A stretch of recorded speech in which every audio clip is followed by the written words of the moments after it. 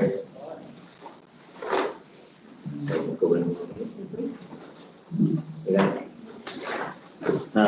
everyone to the March Whangamata Community Board meeting. I just remind everyone that this is recorded from now on. Just bear with me for this. It's my first time chairing a meeting in the absence of Dave while he's on leave. So, in that we have no apologies for any leave of absence to record. Well, we had Dave, didn't we? Dave's online. Oh, is he? Oh, is he? Dave's there. So. Hi, Dave. Okay, so no. So we go to the public forum today. We've got 3 speakers. Just remind you, have 5 minutes each. We'll start with Rob Boston. Thank you very much. It's a bit of a heavy heart today. Do you want to see? Sorry? Would you like to see? I'm happy to stand up. I want to stand. Okay. Yeah. Bit of a heavy heart really come today with this report. This is not a Ratepayers Association report. This is a report that will go through the ratepayers. We meet tomorrow night. It's part of a report that we're doing with some people in town, working group, to look at the issues we've had with recent flooding and stormwater issues in town. And this is a summary really of some observations that we've made as we've been going around looking at the various parts of town, the stormwater systems, the beach, golf course and the harbour and so on. In 2018, Whangamata was voted New Zealand's best beach in New Zealand. And we accept that there's been some massive erosion issues, but the photograph that you can see on here we think is not great for the image for the town. And it's on one other point I went to make. It's not the Harbour View Reserve that I'm talking about here, it's the Island View Reserve. So I beg your pardon, there's 2 errors there. But this is right on the Island View Reserve. It's a very popular place, gets lots of tourists, obviously freedom campers, and it's probably the easiest access to get onto the beach other than where the paddle boarders are. But it's a bit of an eyesore, and we just wondered why that couldn't have been tidied up before Beach Hop and what the long-term plan is. The Island View Reserve, been a bit flippant there when I talk about the Battlefield Song, but that silt pond, that's what it looks like. It looks like a bomb crater. There are no signs to show that it's been excavated. There's no fencing. It's between 10 and 20 metres away from the playground, very close to the toilets. There is nothing there to say that this is a hazard. And it's a serious hazard. When we were there on Sunday, there was a lady with a dog at the bottom trying to retrieve a ball. How she got out, I don't know. The Williamson Street golf course, obviously we've heard a lot about that and the water table and what's causing the flooding. It's more like a peat bog at the moment. It's just awful, and I don't know how we're going to rectify some of these issues. I'll just keep going. We went then across the other side of town and we took photographs of what I call the harbour estuary. It's the Whangamata bridge area to the causeway, and it's dying. It's just full of silt. The photograph that you can see with the tree stumps is taken behind the horse area where the community gardens are, and the other photograph which just shows a solid bank of silt in the bottom of the river on low tide, that's taken from a property on Hampton Road. And it's just blocked, it's clogged up. And on the photograph that you can see there with the tree roots, you can see the mangroves are just encroaching, and that little area there, the mangroves will cover that in another year or so. The dark side, which we refer to, or John Spencer refers to, is the area that's been cleared behind the industrial area, bottom of Casement Road. And again, the photographs don't do this justice, but it's just a slime pit. It's awful. It's full of sludge and sand and silt. It's just going nowhere. It's just sitting there. We've got half a dozen culverts running into that area. One of them is really quite badly blocked. The other ones are pretty good. But I don't quite know what's being discharged into there. It's probably not great, but it's going into the harbour there. And we believe that the area now between the Whangamata Bridge and the Causeway Bridge is becoming nothing more than a silt pond. It's just filling up with sludge and silt. And I don't know what the answer there is, but we'll talk about that in a minute. There's a couple of photographs there showing that culvert that's badly blocked up. The mangrove saga has been going on for years and years, and John Spencer's got an attic full of paperwork. And I would have thought at this stage now, when you see that harbour, when you see the condition it's in, and it's not just the mangroves, it's part of the stuff that's coming down the valley, I don't think it's a waste of time writing to the WRC. They just send you another letter with more information about resource consents. This needs the CEO of TCDC to ring the CEO of Waikato Regional Council and get it sorted. Because we can't do another 10 years of this with this harbour. I've been here 6. It's just dying. And when you look at the photograph in Bartley's down here in 1953, not a mangrove to be seen, pristine beach all the way around before the causeway went in. And we're just watching it die. So this brings a bit of a question really about what do ratepayers get in return for their rates outside of the regulatory issues, parks, reserves, rubbish waste, infrastructure and so on. Williamson Park Golf Course, I don't know how we're going to tidy that up. I've walked on there now 2 or 3 times with different people, and I just don't know the answer. I think the issue of that pond, the still pond on Island View, that needs to be sorted very quickly. We need some fencing, we need some signage up there to keep people away. When I asked the question, we've been talking to the community ratepayers associations on the Eastern Board now, and they're all asking the same question. It's starting to come through now. There's a very strong sense of frustration and anger from ratepayers associations that we've spoken to about what council is doing. What value do you get for your rates at local level? At the time of writing, I don't think we've had any word from a TC official who's come to talk about the stormwater and flooding in town and how it affects people in town. And it does affect people in town. There's a guy in my street who can't live in his house. So what's happening? Who's going to fix it? How are we going to fix it? These are questions that came. This little series down here was written by a little community up just past, finished? Yeah, time. Okay. Anyway, these are issues that we've got. But I just think we're left to harbour care and beach care to try and resolve some of these things. We need support from council. It's got to be sorted. Thank you. Thank you, Rob. No questions? No. Well, I was saying, Rob, it appears the beach is a bit cleaner than when I was down last. Do you know how that happened? Which beach, sorry? The Whangamata beach seems to have been cleaned up. Oh yeah, the main part of it, I think, is fine. It's just a bit by the harbour. Who cleaned it up because it was pretty terrible? The Ramblers. the Ramblers came out. 40 of them came out and cleaned between the Surf Club and Island View. The rubbish that's here is pretty substantial. There's some huge logs, but a lot of it's just rubbish. Yeah. Well, good on Ramblers, but that's just local people doing it. It's not the council doing it. No. And that's what's blown me away. I know down Whitey Beach they had diggers out and everything cleaning it up, and I would have thought that would be the first thing we would have done here. Unbelievable. No other questions for Rob? So, Gail from the Ratepayers Association. For the ratepayers? Yes. Right. Well, I've got a solution for Rob.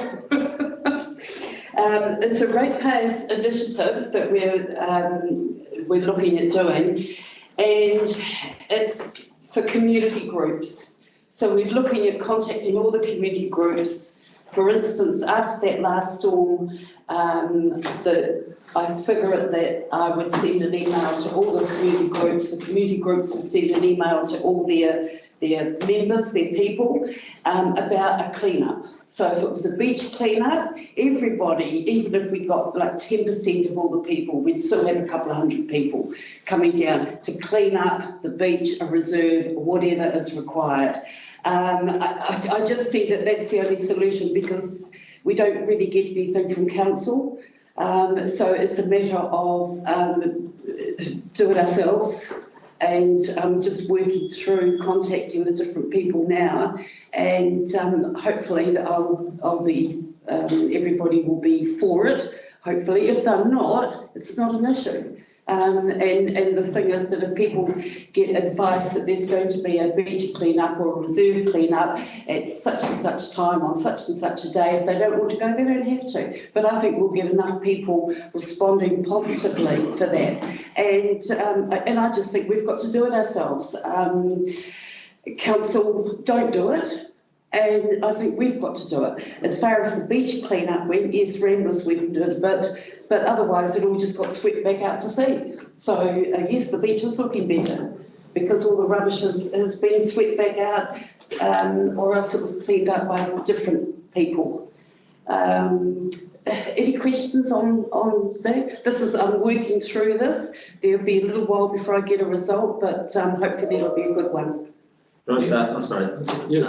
When you mean rubbish, are you talking about wood rubbish or actual plastic? What sort of rubbish are we talking about? Everything? Anything and everything, yeah. Because through the town, we've got tractors. Yeah. People can bring their tractor down and pull logs up. The only thing I would need to do would be to go up to the transfer station and see if we can get it taken up there for nothing. Lots of people have got their cars and trailers. They can bring those down. We can load them all up from beach access points, and they can take it all up to the transfer station. Yeah, a lot of the large logs that were on the beach, they actually dug them into the toe of the dunes and left them there. It's quite a good thing. And often putting the seaweed and stuff in there is too. It captures the sand and re-establish it. So that kind of thing. Go back onto the dunes. Yeah. You need a bit of coordination about that and what you need. So I think I'm just a bit worried because it's going to be, if I get what I want, the coordination is going to be difficult. So I'm going to have to rely on people's common sense when they come down to do their thing. But if you bury the logs, won't that just be washed away again?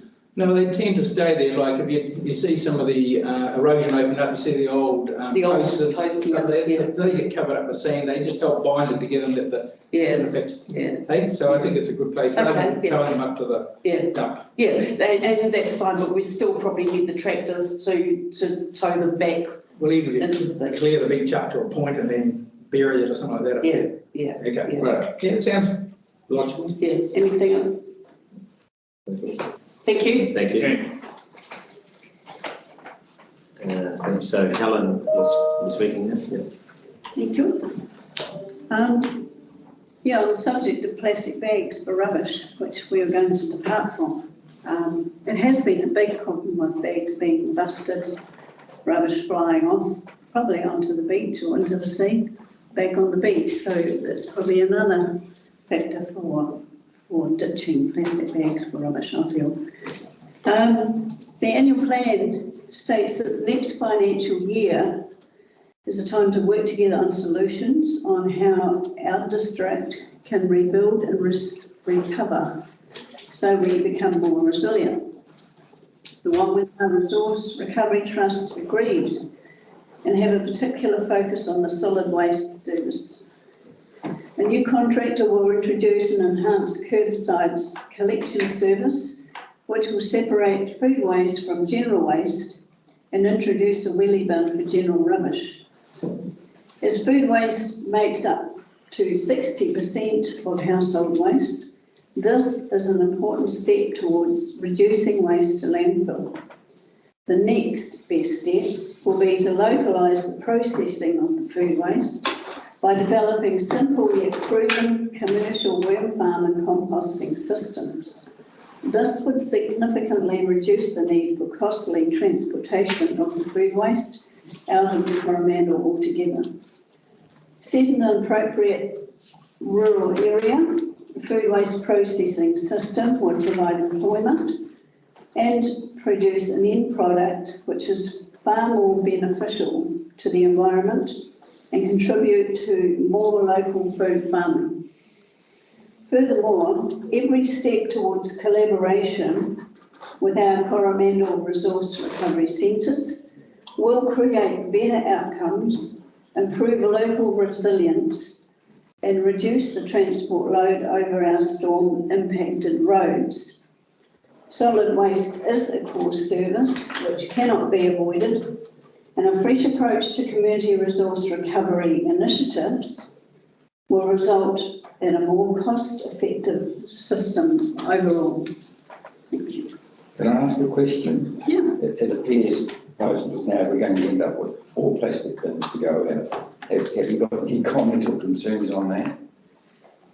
I don't think it's worse than having bags that lay out there and get busted and spread all around the town, and also it's the separation that's important, because you have a food waste which makes up an organic type kitchen waste, which is a huge part of a bag. And it's very important to keep that separate and not have it go to a landfill, which is a covered anaerobic system that just breathes methane. But don't we have the problem that 2/3 of the people that have properties here depart and are not going to have the skin in the game of people who are locals here, and that's, I've seen seagulls quite successfully flip over those little green bins and get into them because they're quite tasty, so it could be total chaos all around. Well, there will need to be, they have a locking system for the handle that locks the lid, but it's another bin to take in along with the recycling bin. And the food waste bin is a separate thing again, but it's not really a different mechanism, it's just slightly more. But I think overall it's better for the environment. Yeah, just a quick one. Are you still doing the soft plastics pickup? Yes, our group's been working on, we've introduced recycling that's not catered for in the recycling bin, the curbside. Yeah. So we've been working with e-waste, soft plastics, and we'll be bringing in liquid paper board, which holds juices and milks and that sort of thing. And that can be collected and sent to a wallboard company in Hamilton. So we are trying to expand that whole recycling profile so that more and more gets put in the right place and kept out of rubbish bins. Fantastic, yes, thank you. Thank you. Thank you. Can I spit one comment? Nice. Okay. So we've got Gail from the community hall. Okay, so I came to the last community board meeting about the issue of non-profit groups using the Memorial Hall for nothing. And did you all see the response that I got? Yes, okay. I didn't. Well, to me, it wasn't a response.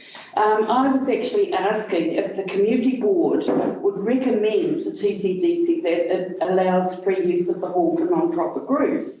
And all I got was, we can't answer this, go to put a submission through the long-term plan. So I have done that, and I have said that I will speak to it. But what I want to know is, have I got the support of the community board and our councillors? Can I go when I speak, can I say, I have got the support of our community board and our councillors? We can't answer it, no. I know. Isn't that a silly thing? That's what I need to know, because otherwise I'll just go and I won't say that I've got your support. But I would like to have that backup and say that I have taken it to the community board and I do have your support. Yeah, so like I said, we can't answer now in this meeting. And you are and have submitted to the annual plan process? I have submitted, yes, and I've said I'll speak to it. Yeah. But I just think it just carries a little bit more weight if I say that I have taken it to our local community board and councillors and they support the application. Yeah. So any questions on that? Having the meeting sit down. I'm sorry? You might hear some today, I don't know. Okay, so that's all I've got. Any queries on that? No? Thank you. All right, thank you. And that's, so yeah, we need to receive the speakers. I'll move that way. Move in a second. So Terry, come and second them. Yeah, all those in favour? Opposed? Carried. So now items not on the agenda. Is there any items to be added to the agenda? Maybe I should check the chair and ask what that comment he was going to make, because he's the chair of the community board. Just to concentrate. I don't think we're allowed to speak to the public forum, as far as I know. Well, I think common sense says that there is a discretion. I'll email away. Okay, thank you. Terry. Yeah, I'd like to add an item to the agenda, please. I'd like an item after the work schedule, action schedule for general business, please. I'd like to raise those in that issue, well, we can raise it at that time, but talking about the agendas and the chairs and the input and what's going on with the meetings. So I'd like to have that moment. Okay, so we have to, That's right, we just note that. when do you know that that's done? We will need to move on to second Right, to so- receive that extra. Right, so item. we have a mover to receive the, General business. so Terry, Yeah, and a second. I'll second it. Mark, all those in favour? Aye. Opposed? Carried. Conflict of interest, any members have anything to declare? Nope. So, minutes for confirmation. I'll move that they're true and correct. Second. Do we have a seconder? No, there's no- Thank that's right. So all those in favour? Aye. Opposed? Carried. Now,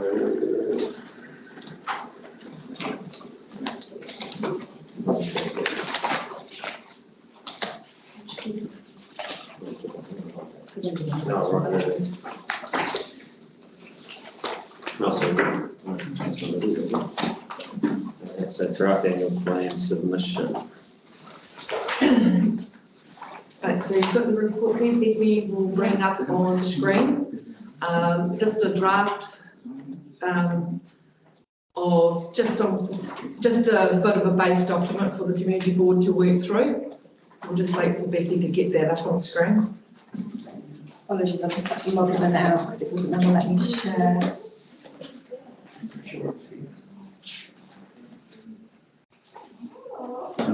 Donna, it's not letting me share if I'm not a presenter on the meeting. Okay, I'll just do it from here. Can you just take notes though, because I can't really do both. Yeah. Okay. Just bear with us, please.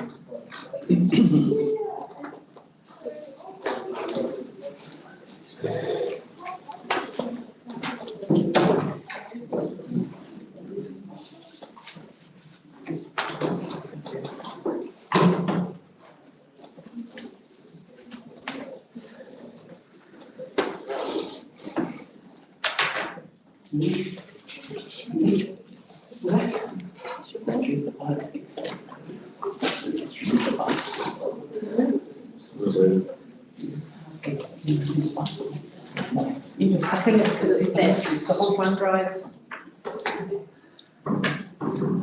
Can we get around there? Sorry, I've got a saved it with dot fusion.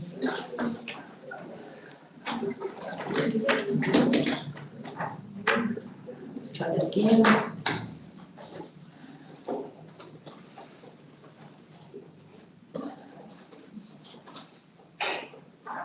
There we go. Sorry, Done. just got too many things open.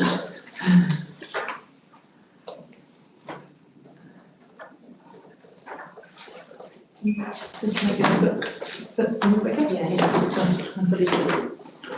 Thank you. Thank you. Push the button on the left and hold 5 seconds. Just Wait, push it in and wait for 5 seconds. It's a trap.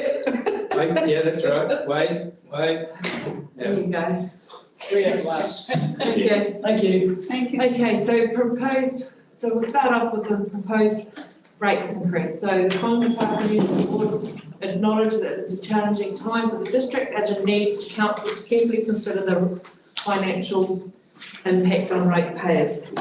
Now, do you want to say something about the increase of 11.8? So I think yesterday, the Tairau Community Board, they made a comment about the actual rate increase that they were having, which was 12.9. Can we remember what that was? Or are you happy with, or the community board's happy with that statement? No, I'm not happy. Okay, change it, we can change that. But I think we need to look for alternative means of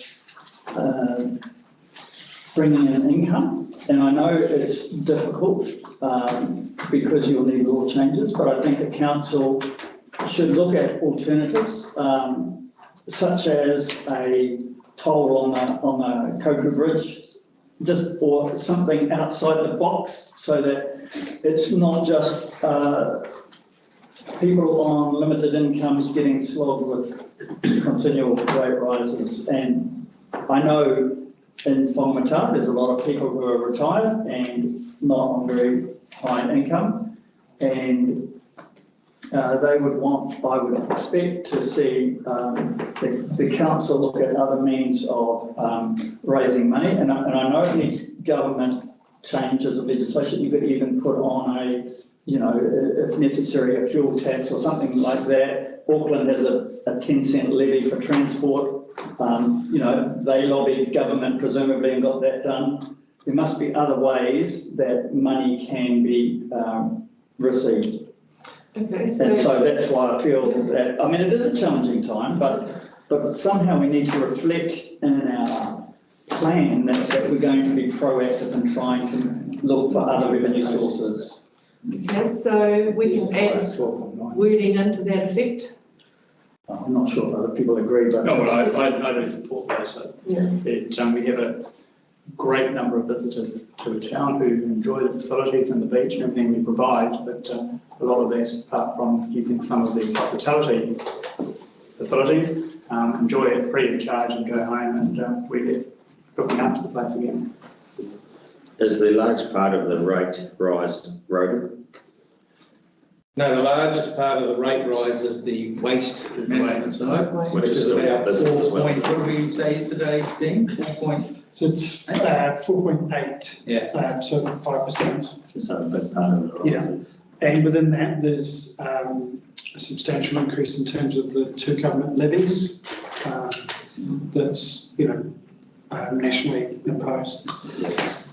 I think eroding, putting the toll on something would only really be able to go to road and get assured with. So we Is it a can, levy as such? I mean, if everyone agrees, we can leave that statement, if you agree with that statement, and then at the end of it, you can consider the financial impact on ratepayers and ask council to explore other revenues for income. Yeah, well, the discussions really, and I hear what you're saying, I think there's quite a few people in town who are asset rich and cash poor, and they get really impacted by that because they didn't want their place to rise in value. It was just happened because of the market. So that's the first area that really we need to concern about how they impact on a rate rise going through.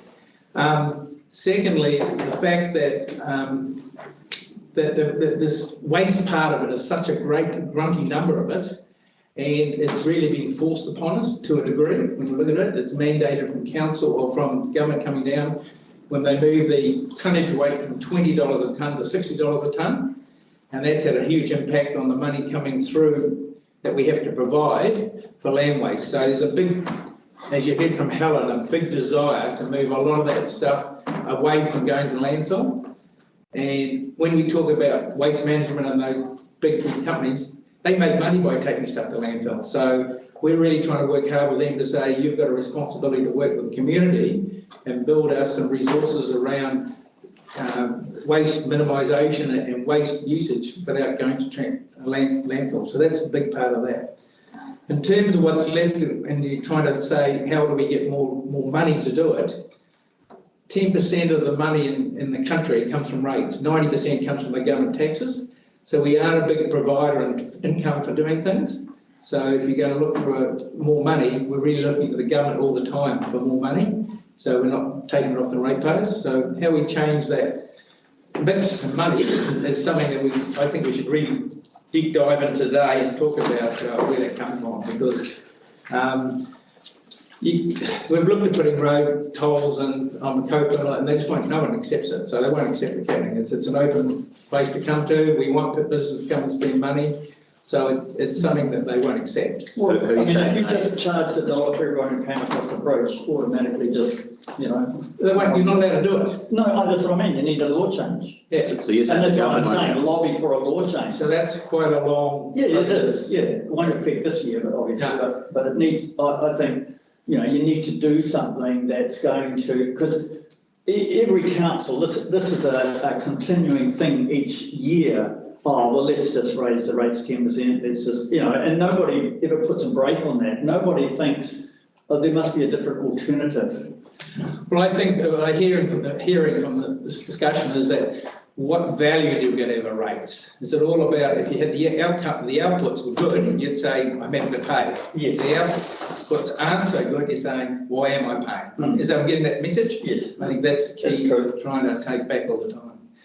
So can we just discuss this a bit longer? I think, I was just going to say, we've just put a little bit of a statement up there as well, if that's the way you're wanting to go, and you still have your discussion on it. Yeah. So if we look at the local roading, the bill's $40 to $50 million to fix it, okay? And we think, can we afford to do that on top of what we're doing? We're saying, well, so we looked at Whangamata, a government agency, and they at the moment, back in June, April last year, they called the FAR funding of it. They funded 51% of the upgrades to local roads. In November, we had $2 million in our emergency fund. We lost the whole lot with those weather events. They moved that funding from 51 to 70% of FAR funding for local roads. We've moved into this year, we've had 3 events and 2 cyclones. They've moved it to 90% FAR funding. So if the bill's $40 million, we're going to come up with 10% of it. It's a number we have to try and find. But that's the kind of funding that's coming from government that we couldn't afford to do. To give you some sort of understanding around the roading side of it. If we look into, then we have to do a deep dive into a CapEx program. So I think that'll come up in the discussion today. But that's just really some ideas around where the money is going or where the call for money is. And it's more around resilience. We're asking the government to say, spend more money and make the roads not just fixable, but give them some resilience so they've got some long-term activity to weather events. And even the Kopu Hekawai, you saw last night on TV, the 3 options that they're doing. And we've said to them, while you're there's a whole lot of other parts of that road that needs fixing at the same time. If no one's on it for a year, do some work around that as well, which makes sense for us. No cones, no drama, get on and do it. So we wait for that discussion around that decision on those 3 things and we'll move forward. So we all see what Eileen's put up there. Are we happy to leave that in there? Are you all happy with that now? Well, I think it's a good statement, but I don't think it's going to help the current situation. So I'm happy to leave it there, but I think we should also decide whether you support or don't support the 11.8% rate rise for and I think if you oppose it, you're telling the council, for whatever reasons you decide, that it's not suitable to put that kind of double figure rate increase out to the people.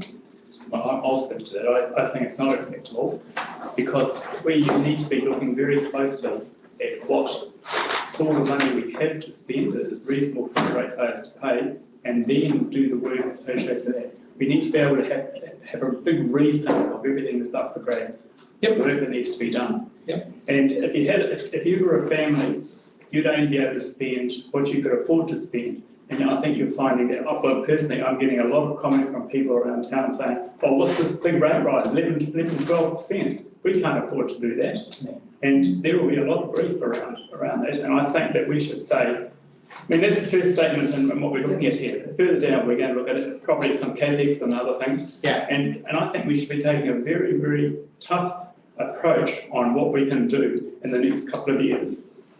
Well then, yeah. Okay, so we can put another statement in there as well that would say the Whangamata Community Board opposes the 11.8% rate increase. Based on the needs of the community and how they can afford to pay for it, the ability to pay. Is this the largest rise in a long time? Like what's an average? Well, it is for a while, for recent whiles, yeah, it's up there.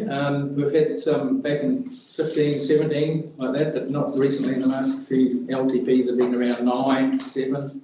Yeah.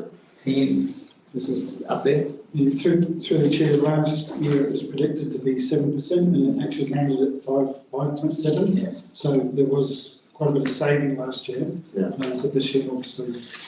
So I need to understand that too, what Dean's saying. There was saving, but $11 million of CapEx program rolled over from last year into this year. So they didn't achieve very good in terms of what they were supposed to do. So they've loaded it up this year. So we've had to pick up that kind of CapEx program.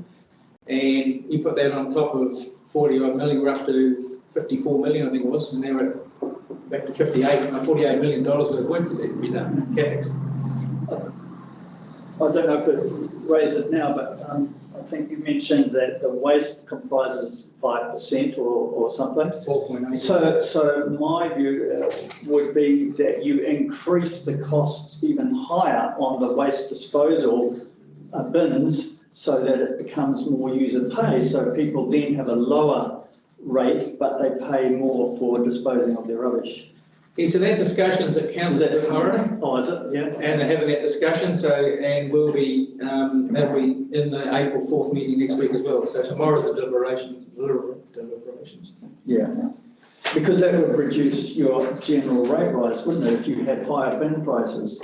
And that would encourage people to recycle, use their food waste, you know, be careful what they throw out. Yeah, you did right, it does make a difference. Makes a big difference, yeah. Like you can make the bin $30 and not have any hard side toilet, you know, if you want to do that way, so it's fine, yeah. So that discussion is there, and it's kind of come at the funny time, these submissions for that, and everybody thinks it's in the long-term plan, but it's got its own submission period, and that's come to the end now, so I don't know how many people did submit, did you know? No, so it's sort of lost its way a little bit in the discussion, which is a bit sad. Okay, so the board are happy with that first now? Community board acknowledge that this is a challenging time for the district and the need for council to carefully consider the financial impact on ratepayers.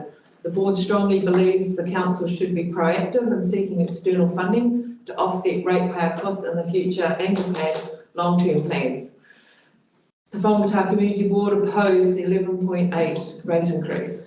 Yep, that's good enough for a start. We can come back to what we need to. And I think the key thing there is too, is in the long-term plan is a desire to look at projects, big ones, and say, we can't afford them. Yeah. We need to go to external funding to the government straight away for that, because it's not going to, you know, you look at the two big projects in town, Koku Precinct and the Sugarloaf, both have come from government funding, from local rates. And then they're still struggling to get them done.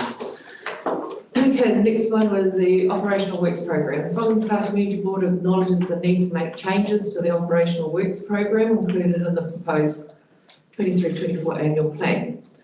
The following comments. So the first one is discretionary contestable grants. So we need to say whether the board support or oppose a 50% reduction in the discretionary and contestable grants. So your contestable grants at the moment is 60,000. So they're proposing to reduce that to 30,000. Is that annually, 60,000? Yep. Your discretionary grant at the moment is 20,000, and the council are looking at decreasing that to 10,000.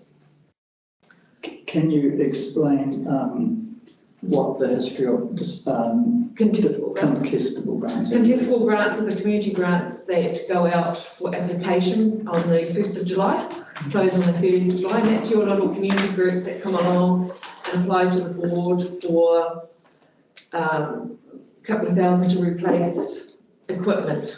You know, like the sailing club need to replace equipment. So that is a contestable grant, and that is a one-off grant, and you can only apply for it in that period. You can't come back to it. The history on that is that even with the $60,000, the applications that the community board received, I think last year, off the top of my head, we actually 150. Yeah, applications with, so the board then had to go through and decide who's getting a grant, who's not. Your discretionary grant is $20,000. That is solely at the board's discretion, and that is for one-off, like emergency payments. If a community group have all of a sudden something's really happened and they need a couple of $1,000, or the board can use that to prop up one of their own projects. It's totally at the board's discretion. Can I speak to that, Mr. Chair? I would oppose that, simply because in the big picture, that is quite a small amount, and I believe we can easily make savings somewhere else to support that. Yep, so we can change that if that's what, some of the other boards have actually supported a full reduction, have no community grants for the whole year, for just 1 year only. Tairapānui board yesterday, they supported no community grants for 1 year, but they actually asked to increase their discretionary grant. So theirs was going to go down to 18,000 and 10,000, so they agreed to actually cut out the contestable grants altogether, but up their discretionary grant to the 28,000. So they still I wouldn't go along with that. Okay. Yeah.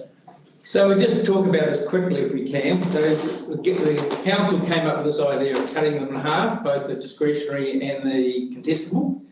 So, and each ward has, or each community board has its own desires around this. Mercury Bay and Coromandel don't have a lot of these. We've got something like 100 clubs in town, so a lot of these clubs rely on our funding to get them to go around the block. So it's a little bit of a pressure pot for us to deal with, really. If we decide to accept what the council said, I would be supportive of putting the $30,000, which is half of the contestable, and $10,000 of the half of the discretionary into a discretionary fund. So we've got 40 grand that we can decide ourselves where to spend it around, or we go back for the whole lot. It's just that we've got to go fight council now against it to try and get it changed, or we try and make the best of a bad situation for 1 year. So that's the discussion really at the moment. We've got to make our minds up. This is where we come up to the discussion around the halls. So we're saying that a lot of these groups fundraise through a contestable grant to get money to pay for the hall hire. So money go around, and it just is bureaucracy really. So that's why I think the hall should be available for groups, say who use it for 1 day or less, have it free, and anything larger than that, maybe they pay for it. This is just discussion, to throw it out there. But I think especially the smaller halls around the district, Hikawai and Taira and all that, and our hall for those groups that are just starting to kick off, like pickleball, remember this grant we had with pickleball going on? Well, they would come to us for a grant to pay for that hall hire, and it just seems silly to me to do that. So I think the discussion should be around whether we go with the councils and try and make it different, or no, go against the council. Can I just clarification? Sorry. And so if we were to say yes to free use of the hall to pickle group people who probably, I don't know how much they pay now, but that isn't offset by anything from the discretionary fund, is it? No. So we're not having to offset it and pay out of that. At the moment, council, so the fees for the hall are set through the fees and charges, which is further down in this report. Council's policy at present is that hall hire, the fees are set. If the board wants to waive the fees, then the board has to pay, in which case it does come from your discretionary grant. Okay. Yeah, so previously the pickleball group have applied to the community board, and the community board have paid for their hall hire for the year out of their discretionary fund. But down in the fees and charges, that's where the board would make their statement. If the board wishes for the hall hire fees to be waived for all community. I was just trying to find what the impact on this discretionary fund might be for other decisions further down. And it's a little bit of a quirky one at any rate, because we pay for depreciation, we pay for the rating for the hall, it's all been paid for. So it's just about maintenance in it going on and how that should be paid for going forward. So it is money go around and bureaucracy in my mind. So at the moment, I don't know if you know that, does the hall pay for itself with what it gets hired out for, like the maintenance and the upkeep on it? I can't answer that. Just wanted to mention, we were talking before about rubbish being a user pays, but here we are looking at maybe going the other way with that. Well, the hall makes money. Yeah, like, it'd be interesting to see that, it'd be nice to, and then if we do take the fees away, who pays the upkeep on the hall? I don't know if you're taking the fees away, the bureaucracy that runs a hall, we're paying for, righto? So the hall itself is paid, has depreciation, we're paying it regardless. At the moment, some of the other halls get paid the rates as well. Do we pay the rates on that one? Because it's a district hall, it's not a community hall. So even though it's community hall, it is district. Yeah, but do we pay rates on it? I don't know if we do. I would say we probably would through, that would be your rates thing. So it's all money going round in a pot, and really what we're saying, the hall should be used. It's a facility for the community, and if it's not used, well, it's a waste of money. We're paying for it regardless. So we need to think about this. And because our hall is used quite well, it's up there in the numbers around the district is being used, but the larger users are prepared to pay for it, and the smaller users are struggling to pay for it. And so we support the smaller users by funding through the grants system to use the hall. Do we need to do that? That's the question I'm asking. Do we need to make that happen? Dennis, if I can just add another point to that. It looks to me like if you're trying to advocate for the community as we should, then when you say to the community, we have 11% increase in rates, and by the way, you're getting half the grants, what have you done? You've made us pay more and you've taken away. Yeah. And so I'm completely opposed to that because that is a small amount, but it is significant. And so that's why I'd say no reduction at all. I think it definitely is for our community, like you say, because... Yeah, it's big for us community. We've got a lot of community groups that rely on that money in some form to get through the year. And it's a one-off year thing. So we're saying is that it's going to impact some other areas, which it's not a big deal at all, but it does impact our area quite big, quite largely. In fact, I think us and Thames would be the big players. Thames has got 80 grand, I think they spend, and we've got 60 grand. So the rest are pretty... I think in fact, Tyra didn't even have enough people applied for the user grant last year. Okay, so we've changed the statement to say the Whangamata Community Board opposes a 50% reduction in discretionary and contestable grants. Yeah. Across the district, yeah. Okay, so the next one that's up there is stormwater, wastewater. Supports or opposes a reduction in the budget for the stormwater. I think it would probably oppose. Yeah, I think if we were to support that, we would. It would be very good for our community. Tooth and nail to try and keep the 1.1. But I think a very clear message from this board would be very helpful. Absolutely. I mean, this has been an exceptional year, and if we were to not support it, I don't think we would be supported ourselves by the community. No. And in fact, like yesterday's meeting, they don't have the stormwater problem that we have. We've got a terrible problem, and we've seen all the stuff that's been going around. And what we really need to be looking at is getting some experts in to say what the solution is. So this is just the investigation fee. So if we put there, the Whangamata Community Board opposes a reduction in budget for the investigation fees. I think the key important words here for the Whangamata stormwater upgrade. Yeah. It's not the other areas in town which they're talking about. So they're talking about taking it out for Whitianga, all except Whitianga water, but other areas. So we just say we don't want it taken out for our area. I think that's the key. Well, I don't understand it, sorry. I mean, up there on the words, it's got water supply, it's not stormwater. Okay, so what it's saying here, I'll read you the story out of the annual plan, the stormwater, wastewater and water supply investigation fees. So these are all the things that they pay consultants to go out and look at all those free waters. They're reducing these budgets by $300,000 means less budget for underground investigations and complaint investigations. We have sufficient funding to complete the Whitianga water supply strategy study that is currently underway, but we need to source more funding to implement any recommendations that may come from the study. So the only study that they're going to say, they're going to take money out of the pot, not everything, but they're going to leave some money there, the Whitianga water study. But we're saying that we want any investigations for the Whangamata stormwater upgrade to stay in there. No, but that doesn't say that. It talks about water supply. So I'm saying that. Now these are stormwater, water and water supply, three of them. So the wording's not right up there. No, so I mean, I support investigation into the stormwater, at least the stormwater part of it, Yeah. but the other two things, I don't think we need to do. Don't need to mention them really, just mention this. Stormwater, that makes Focus sense, is about isn't stormwater.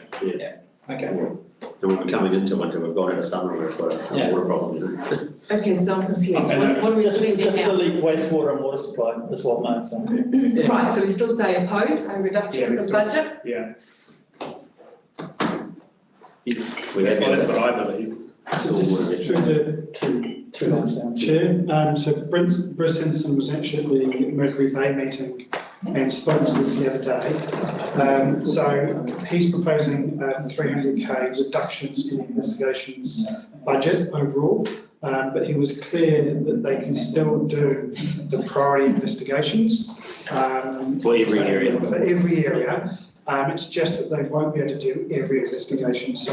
So are we on the priority investigation? It depends on, there may be a service request or there may be a situation, someone might lightly assess it and say, look, we'll leave that to next year, but he was clear that they would be able to do the priority tasks. So I think that should be our wording too. Whangamata Needs to be a priority task.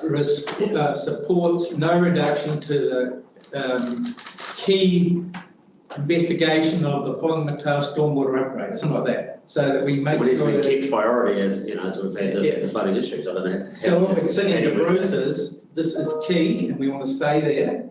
And the 300 grand he's taking out is not going to affect any investigation to the Whangamata stormwater upgrade. Yeah. Okay? How have you word that? Okay, so I'm just like that. Yeah, you just accept it. Do you want me to have a go, Don, and send it to you? yeah, Yeah, certainly what we're trying to get is obviously we want to be made sure we're kept in the priority list and not shoved down the Yeah, bottom. we want to be in that list of things that happen, one that doesn't happen. Yeah, with urgency too. Yeah. Not put off for a couple of years and investigate it, you know.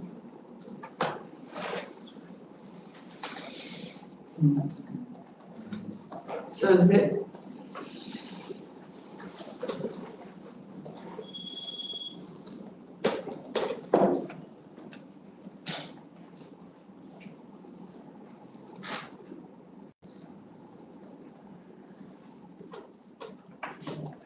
So I think the Whangamata community want to retain the inspection fees that affect the stormwater upgrade in town. Well, it's not, it's an investigation, the wording's around the wrong way. Yeah. You have the investigation first, so we're Yeah. supporting an investigation, and then we need to support a budget to do. We go on a reduction in our part of it, yeah.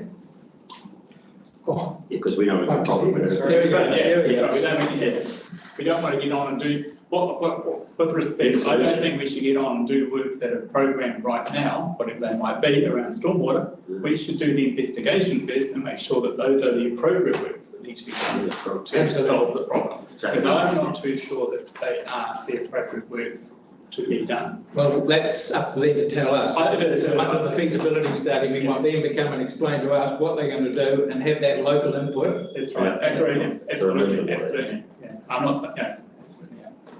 So it comes up with it. Hold your guns ready for the moment. okay, so that reading's there now, is that what you want?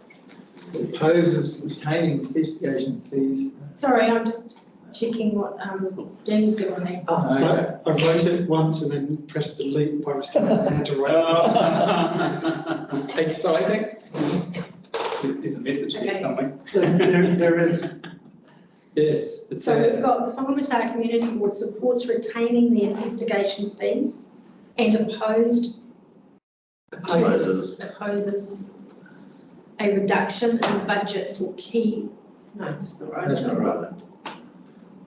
A reduction for, So we support the investigation fees Yeah, for the but you Whangamata. oppose any reduction in the budget for the key Whangamata stormwater upgrade. The investigation fees, because it's all investigation fees, that's what it's all So about. just be key, just Whangamata stormwater upgrade, isn't it? Oh, It's about the yeah, upgrade. it's just It's not about the investigation. upgrade. Yeah, so through the chair, you could just say it opposes a reduction Yeah. in any budget that relates to Whangamata stormwater. Yeah, that would be more, yeah, because then you're talking about different avenues, yeah.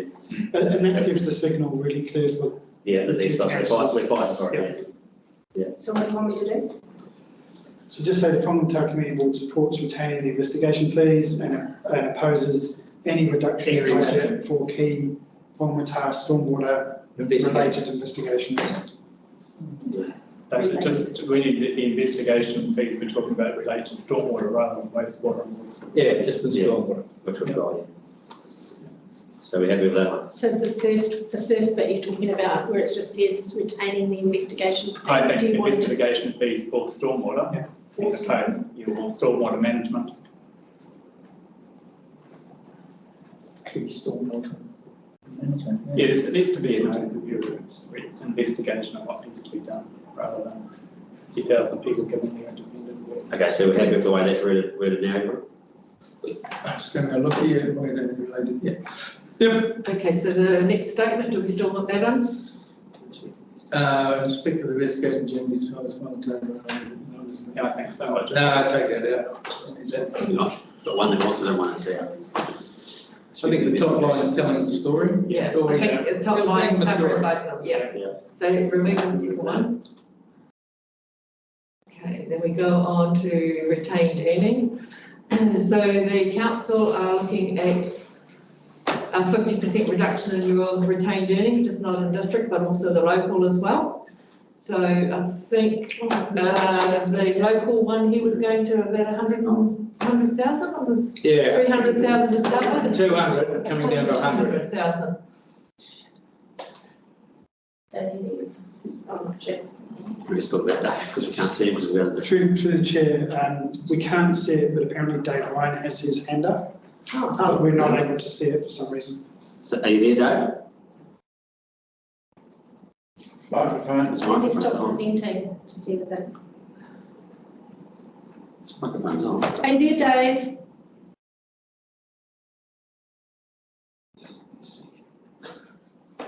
So where's his head though? Yeah, his hands went up, can't see it. I can see a hand up the top there, but. No, that's not, it would go That yellow. would be right way. So his microphone's on, he might be going to Okay, get. so that, Okay, we'll just need to. I'll carry on, because we Move on. can't see his hands up, so we're going down the way. Can you explain that retained Let's just earnings do it. again? Sure. Thank you. So retained earnings, is money left over from the year before, basically. So whatever's not spent goes into what we call retained earnings. From the Whangamata Community Board, I'm not sure the figure off my head, but from last year, they had 300 or 200,000 on there. 200, something there. So that the council are saying that they will reduce that to 100,000. Also, the district one, I'm not sure what the district one was. Terry, do you remember what the district 2 one million. was? There you go, Dean's got it. So, and they're going to use that retained earnings to offset the rate increase because it's already paid for, it has no rating impact. Does that mean, for example, that if you had planned to do some works but hadn't done it, those earnings are retained? Yes, Yes. exactly. Okay, and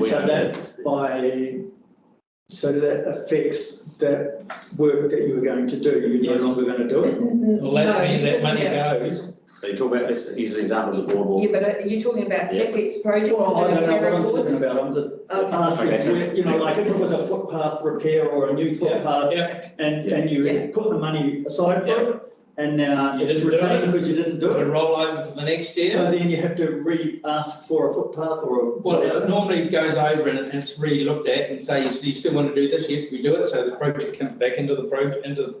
Okay. At the moment, they want to take half of that away, and I disagree with this totally. So I'm just saying this is another kick in the guts. But retained earnings is your money for you to use, and if it's not used, you put it aside to use it in that area of benefit. Yeah.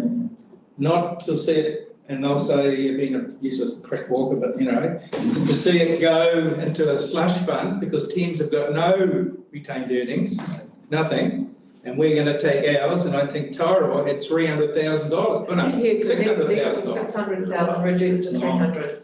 And we're saying, hey, there's fairness and equity in all this, guys, and there doesn't seem to be fairness and equity to me in this one. So, Okay, so just to make, so we understand what we're talking about, just to clarify, is if we just use the boardwalk, if we decide not to do that, is the money already put aside? money rolls over into the next year. So Dean, can you, Let me just clarify. So every year you have an operational budget and there's a budget against every project. Yep. When you get to the last quarter, you might decide to carry over some budget for the project next year. But if there's a project that doesn't go ahead or it's completed under budget, say, you know, 50 grand savings, and that goes into retained earnings. Yep. Very similarly, you may overspend of some of your operational costs, and that goes into you know, that would be Same taken from benefit, they take the retained money out. earnings. Yep. So currently the district has around 4 million in retained earnings, and they're proposing to use 50% of that, so 2 million, and that will be a reduction of 2% of the rating impact. For Whangamata, you've got around a predicted 200,000. And so by taking half of that, 100,000, that would result in a 0.1% saving for your local board area. One thing I will say about discussing retained earnings is that we have to be clear that it's only a forecast as to what we believe we will have at the end of the year. We may overspend and have less, we may underspend and have more at the end of financial year. so if we were to agree to that, you're saying it would save the 11.8 and bring that down, or 11 point whatever it was, or it's not? Is that No, that's already already been budgeted? calculated into it. Yeah, So they're saying if we don't do that, the rates could go up. yes, it would go, if we said no to it, it would go just on these figures 0.1. from 11.8 to 11.9. Yeah. So just to clarify, be clear,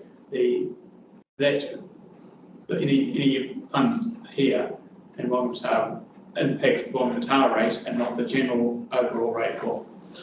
No, this goes, if they take this $2 million out, it'll affect the general rate across the whole Okay, district. so if we got rid of ours altogether, so we can have 200,000, does that benefit come solely to Whangamata in terms of reducing the rate, or? No, No, That's across the it team? puts back in the big pot. So just to give you a point, I just did the numbers last night. The projected revised and carryovers from the 22-23 into this year's budget was $1,098,000. So it has quite a big effect. If projects are not completed, they roll over into the next budget year. It's a lot of money.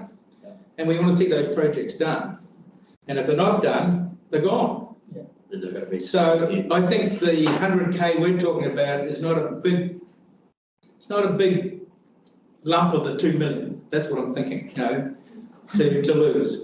So 0.1 and a dollar figure for the average rate here would be. But we have the fight at council again, because they'll all be saying, we will all do the same thing, it's all the same thing. So what the community board, Tairapānui Community Board did yesterday, they supported the reduction in the district retained earnings, but opposed the local ward retained earnings being reduced. So the district one, fine, but keep our own one at its same level. So how do we feel about that? Obviously, district stays in district. Well, district's good, because everybody has the Everyone. same benefit and the same loss. Whereas, But we don't want our one taken and put Yeah. into district here. Yeah. I think that's fair, so Dean. Just through the chair, my understanding is that the saving in your local rates would offset your local rates only. So it doesn't get bundled up into the district. It's just a consideration as to whether you wanted that 0.1 as a local saving or not. Yeah. So if we were to choose not, we would look at 11.9. you know, is that factual, that ours are drawing from 11.8 to 11.9, is that what you're saying? The 100K. Says 0.1, so. It's a CapEx program one. That's my understanding. I'm going to check that with finance. This is not OpEx, you see. So No, it's OpEx. CapEx retained earnings, isn't it? No, CapEx is coming down further. CapEx, when you haven't done a capital project, that's a carry forward, which is part of the 11.2 that they're doing a carry forward. So it's already. But these projects, retained earnings is not OpEx. The grants and the things we give at the swimming pool and the local parks and reserves is OpEx. But this is CapEx. These are Whangamata Nib project, the footpath construction, it's water CapEx. optimisation, beach park toilets. That's CapEx, which is part of that 11.2 million carryover. Yeah, so I'm saying it's CapEx, not OpEx. Retained earnings is OpEx. Yeah, so retained earnings is OpEx. OpEx, not CapEx. Yeah. Retained earnings is OpEx. How does it move to OpEx? I don't know how that works. hasn't moved there, it's always been there. So your retained earnings is your OPEX budgets, which is your maintenance budgets. And if that's your swings and your roundabouts. So when you do your budgets, if there's some have been overspent in your operational budget and some has been overspent, then the two will cancel each other out. Whatever's left goes into the retained earnings. Your capital projects, which haven't been completed for that financial year, are actually, those funds are carried forward to the next financial year. They're completely separate. So what was that, just, might be a dumb question, sorry. So what is operational in terms of what is? Operational is Just a couple of examples of what it might be. servicing the toilets, mowing the lawns, the contracts, the doing. The capital works is actually constructing your assets. So if we've got 200,000 in retained earnings for doing those sort of tasks, if we could keep that, and that would look after maintenance of the toilets and the parks and things. So it goes into your retained earnings, and if you wish to use it, so I think last year we used 30,000 of it to top up the information centre. Yeah. So that was an application. We choose what to do with it. So it's kind of like, isn't it a new point? If we keep it, we can use it. If we don't keep it, then the rates come down, and we have to somehow find other money to do that. We lose. Yeah. You take it away, we lose. Okay, so. I didn't know it was all just operational spend. I thought it was money rolled over from projects, but anyway, I'll take it on board and. So do you want to follow the same as what the Tairao Board did? And theirs was sort of would read, the Whangamata Community Board support the district retained earnings being reduced, but oppose the local ward retained earnings being reduced. Yeah, I think that's what I was saying. Yeah, so we keep it in, yeah. Do you want to say that? Yeah. Okay, the next one. Hang on, so you're retaining Dave's still there. the district or local? Support the district retained earnings.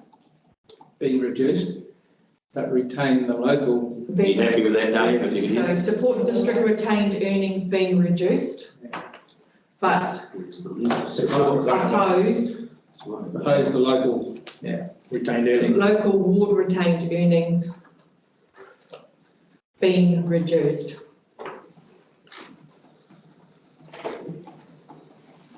Yes, so the Whangamata support the district retained earnings Being reduced. Okay, so after, so go back up. Whangamata Community Board support the district retained earnings being reduced and oppose the local ward retained earnings. It's right, it's kind of Being reduced, that's it. Being reduced or removed, or reduced is fine. Yep. That's cool. Okay, so the next one, which isn't up there, but underfunded depreciation. So that's in addition to the 6.7 million depreciation resulting from the revaluation isn't funded. This approach isn't sustainable long term as depreciation is needed to fund the replacement of assets that reach beyond their useful lives. Some of the projects cut from or reduced in our proposed budget can be reconsidered as part of our 2434 LTP. It's a new heading. It's a new heading. Oh, okay. So this is an interesting one. And this is Underfunded depreciation. when we went back and revalued all the assets, we do, and it came out $600 million more than what we thought. So it's a big number, grunty number. So in doing that, we had to make a decision around, well, you know, the price of land went up last year. Is the price of land coming down this year? Will it make a difference? The answer is that it might be an impact on the land, but it's not going to make on the asset. The pipes and the machinery all go up. They all rise. So we can't do this over a long period because we're just kicking ourselves down the road. But we've decided to just take a hit of $6.7 million this year, which is the depreciation rate amount of the 600 million, and defer that for 1 year. So we asked some financial people about this is this the right way of doing it, and The answer was, yeah, right, maybe. No. So it's really on the cusp. It's quite dangerous to carry this out a long period, but we think that the impact would even be greater on the rates this year if we didn't do it. So that's really the discussion. They wanted to get rid of it completely. So I support it. But I do too. It's not up there though, is it? No, but we can put in there, the Whangamata Community Board support the underfunded depreciation of 6.7 million for 1 year. For 1 year. Was declared for 1 year. Yeah. I'm happy with that one. Before we go on to the stormwater improvements and nip curb and those, are we into the CAPEX program now, eh? Yep, so Because I that's think like that. there's a few more of these questions on this page we need to ask. I think they're really important questions to ask. So that's, yeah, so we've got property maintenance. Yeah, property maintenance. Well, I've got the first one, is council overheads. We're proposing to reduce IT spend, some personal benefits and several other overheads by 920,000. So we went through what the staff costs were in terms of assets, and we've looked into the IT system that is JDE. They've run it for years and they still can't figure out to change it to it. They're talking about going to SAP, but they really don't know what they're doing. So it's sat there, the money in that budget for quite a long time. So they've taken a cut on that, plus some other savings as well within the administration side. So that's where that number came up. You can decide whether you support as opposed to that. It's up to you guys. I think the next one, like you say, Eileen's the property maintenance. Is reducing our total property maintenance investigation budget by 400,000. This means that they will delay the painting of the heritage building. Painting of one heritage building. This will likely be either Harrington House or our Coromandel Town Service Centre. Yeah, so there's a bit of a cunning move. They did at councils. They bought this painting of the Harrington building, which is the one over in Thames. Up there it was 450,000 in your rate to paint it, and they said it was really required, and after 30 years, not 260, 260. We just had a bit big building, but I didn't know. Wasn't it the Tararua Arts Centre? Yeah, the arts It was 260. Anyway, it was a split 5-5, and the mayor had the casting vote, and they're going to do it. And I just thought it was a little bit kicking the old. I think it was 260,000. 260 grand. And they hadn't done anything for 32 years, and it was an important time to do it. I just couldn't believe it. Wait another year. So okay, so the council overheads, you've really got no comments, the board got no comment on that, they've got their proposed. Oh, Hang on, yeah, we've got this in front of us. we don't have that. Yeah. We're going to have to offline. Yeah, so But give them on. Pass that one over there.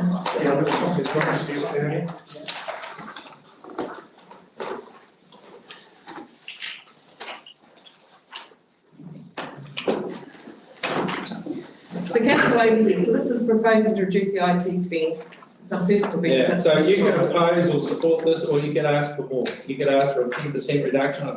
You can say, could you do a deep dive and look for more money, or you can just say, happy to do what we're going to do. So whatever you want to do there. I will. They're reducing it by 900. 900, it's a pretty big budget. It's about 9 million or something like that, so it's grumpy. But I think we should cut their costs to suit what we need. Yes. Take 10%. So the Okay, community we're board happy with supports that. it? Yeah. Okay, so that one's. Going up, so it's a good thing. Yeah. Property maintenance, you could say here that you support the $400,000 and to delay any work on heritage buildings for 1 year, if you wanted to.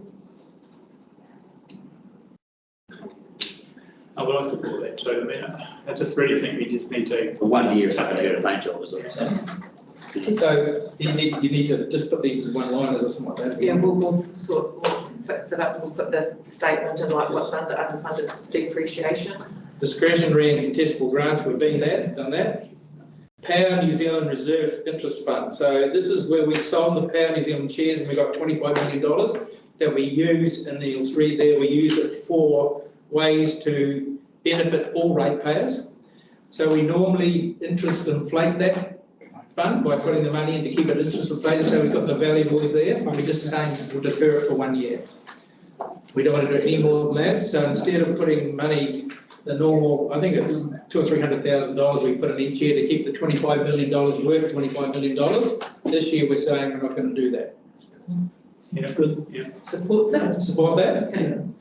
Economic development initiatives, reducing the budget by 65,000 means we will need to reduce the level of support we've provided in recent years to initiatives such as working with agencies to encourage youth into local employment, promoting local businesses. Instead, we will have to work with external agencies to source the funding.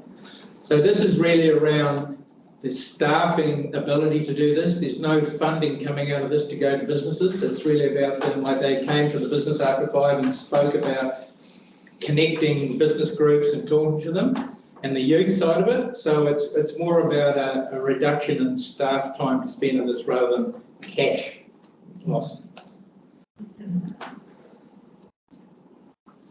We support that. Support that. Yeah. Our Coromandel magazine is removing the budget, so this year there will be no magazine, the glossy magazine that we put out in the summertime. So they're not going to do it for this year. So the board supports that. Yeah. Major event fund removing 50,000 budget. The coming year means we won't be taking applications from event organisers to help support events being developed or grown in the district. So that's just for 1 year. How does that impact beach hop? Yeah. It doesn't affect beach hop. Beach Hop doesn't apply for us new events and that, but we've got to be careful there. You look at this weekend, what just Beach Hop have done for this town. Yeah.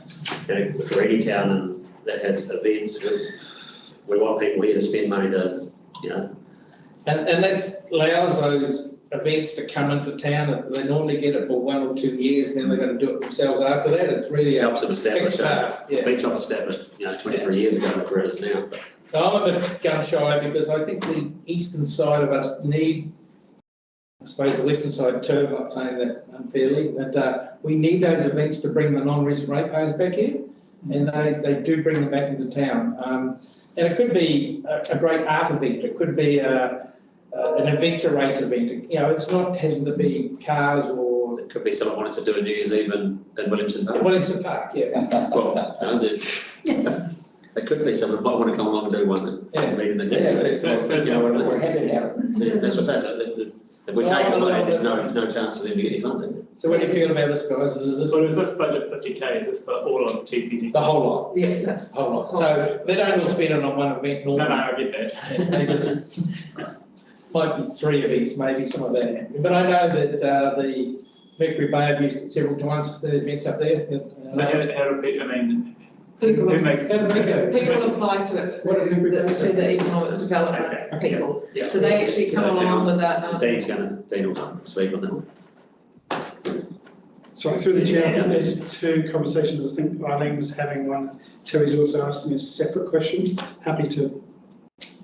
Do you want me to? So Terry's Do both. Terry just asked me how did Mercury Bay land, because he was interested in where they landed. What Mercury Bay have said is that they'll keep their, they'll reduce their discretionary grant to 10,000. They'll get rid of their contestable grant altogether, but they are submitting that they would like to keep some of the major event grant because it has the ability to bring in business to the district, and so that's where they landed.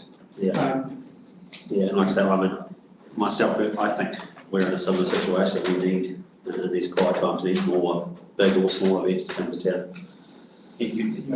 So, yeah. I just asked how do people apply for it? It's through the. If they apply to the economic development. Go to Kirsten and they put their case forward and the Application. managers. And there's certain criteria you have to meet to be able to be. Look, I think if you felt strongly about this, I'd put it in because you may not win anyway. But if you're not in the game to be considered. If you don't think strongly about it, leave it out. So Dave, have you got your hand up? Can you hear us? Microphone's off. Yeah, you You should. there, Dave?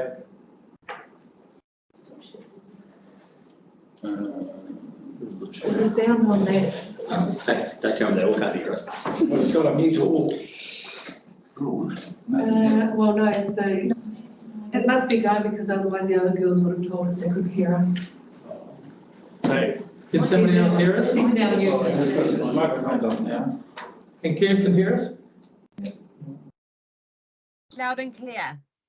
So Dave must have a problem. Okay, so we're going to say, supports or opposes the major event fund? I think we're proposing Oppose it? removal. Okay, sweet. Proposing that. Okay, the next one is the Collins Street upgrade. So we're now on the capex work, so Yeah. we'll move over to page 12. Yep.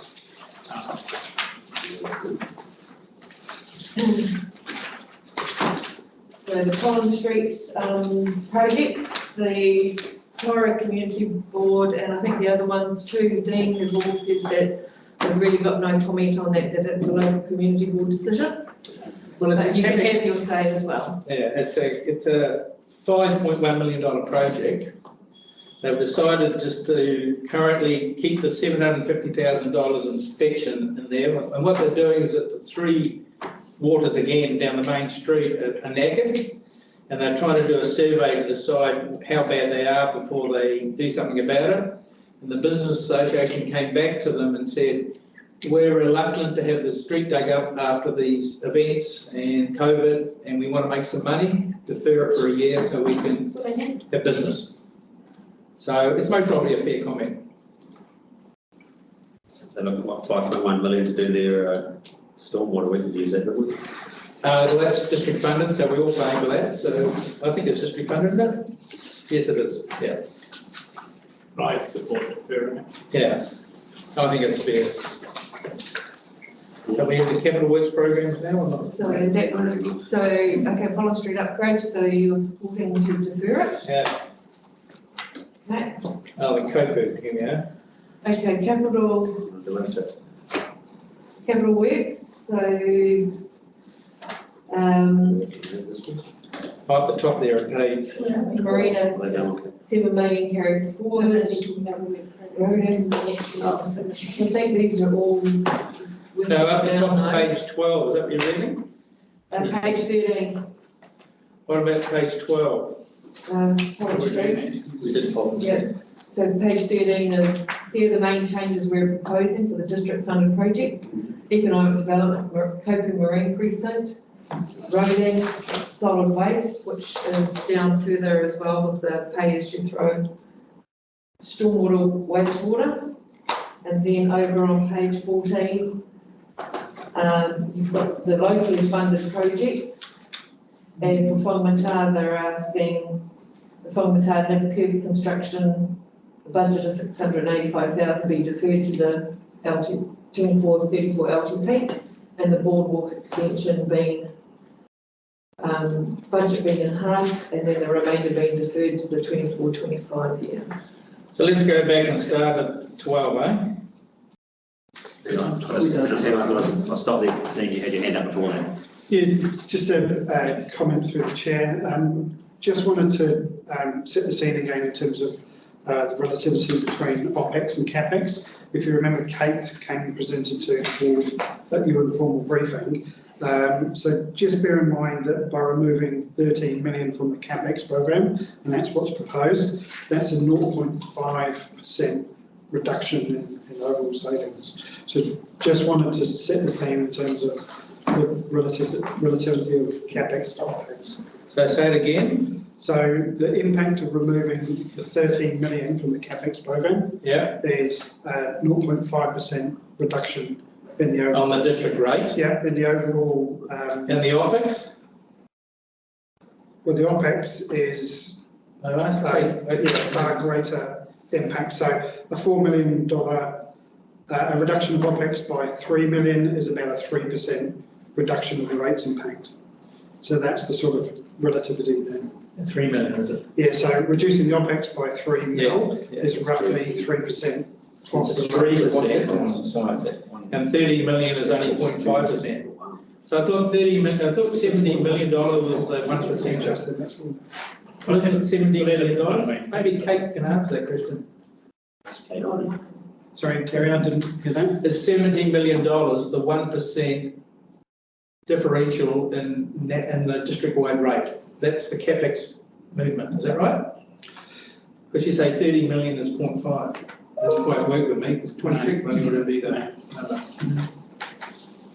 Yeah, so I think the notes I've got here, we originally had 54.3 million in the LTP, and then that increased to 60 million. Following the two workshops in January and February, it revised from 16 million down to 13, and that was a 0.5% of a rate saving.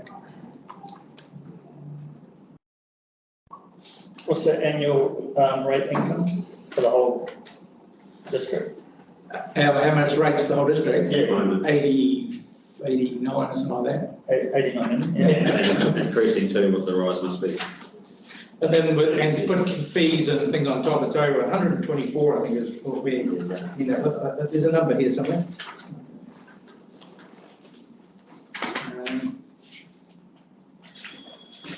Okay, so we all understand it? Well, yeah, so that number I'm still confused about, but I thought it was $17 million of CapEx was 1% movement in the rates, and 1 million in OpEx was 1%. Is that how you see it, Dean? I'm not sure, I'd need to just confirm with Kate. Anyway, so that gives us an idea around the CapEx program that you'll see there that under page 12 that to soften the impacts of rates, we reduced the scope of some existing projects and deferred others. We have identified $11.2 million carry forward from the current 22-23, so $11 million from this year is rolling into next year, and to the 23-24 financial year, with a further increase in inflation of the current year of 4.8%. We'll still be mindful of the delivery, and if we add too many projects, we'll run the risk of rating for projects we're unable to deliver, and then they roll over into the next year again. And that's our problem we've had for the last while, is about execution of those capital works programs so that they're actually done in the year of budgeted for. So I just want to make some points about page 13. I think the first one, economic development, is the Kopu Marine Precinct. So this is a $16 million project. $7 million has been carried forward from the Crown Infrastructure Fund. $4 million has come out of the Three Waters second tranche funding agreement, which was part of $16 million that we decided to give Thames the $4 million. This is a locally funded project, remember? So we're giving that $4 million to them with the understanding that when the other $12 million, if it comes available, will be spread between the other wards. So I just want you to make clear that that significance of that funding agreement that was given. We had a lot of pressure on us. Yeah. So the heading there is here are the main changes we're proposing, or what is the change in for the Kopu Marine? There's no change at all. It's a project that's underway.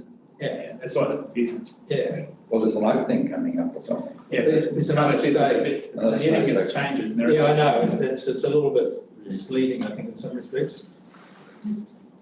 So you go on to roading. Did you speak about this, Ivan? Did we talk about this? I was just going to read the statement out. We must got in front of them, huh? Yeah. So this is what I talked about the roading before, that this could be a big number that we have to front up with, but we're relying on Waka Kotahi's FAR funding project or plan to try and ease that path. And if we got to 100%, it would be fantastic. And they're trying to work hard at the top of the council leadership and trying to work that through the process. But at the moment, we could be up for $4 or $5 million investment into that. And then you've got the wheelie bins. You'll see it's $2 million for the purchase of wheelie bins for food waste. Just those bins alone is $2 million. And then the stormwater. Obviously, the stormwater, I talked about Three Waters and tell you what's going on there, that the government is pausing a little while to about June, July to come out with another statement around Three Waters and where it fits. It might have some change in direction, we don't know, but at the moment we're being told that it's business as usual and the assets will transfer at the end of this year if that's to continue on without knowing what's going to happen in July. And so projects that are underway should hit the front page of the entity as it takes them on to see what's actually happening. and projects that have been planned for will fall in behind that, and we don't know how the pecking order for that will happen going forward. There's some work to be done around that entity B, with those 22 councils involved in that and everything. So what are the decisions we're having to make here? So we're just really talking about that there's a 25% reduction in the stormwater, wastewater, and water supply renewals. So you can oppose or agree to that. The Totara Valley Service Extension Wastewater Water 16.5 million carried forward from the 22-23 financial year. This is quite a high-risk project, but they're building a road and with resilience in it up to a subdivision. They're looking for a subdivider to do some development from Thames because they're trying to move the town development away from the town centre. But building the infrastructure up front without finding developers is Crazy. risky, and we need to be able to monitor that. And some of it's locally funded, but a lot of it's district funded because it involves water, wastewater and stormwater. We anticipate responsibility of water infrastructure transferred through water central. That's the 3 waters there, the next one down. The Matarangi treatment plant upgrade, wastewater of 940,000 be deferred. So, you know, these discussions, if you want to have an input into other areas of the district, you can make comment if you want to, otherwise you don't have to.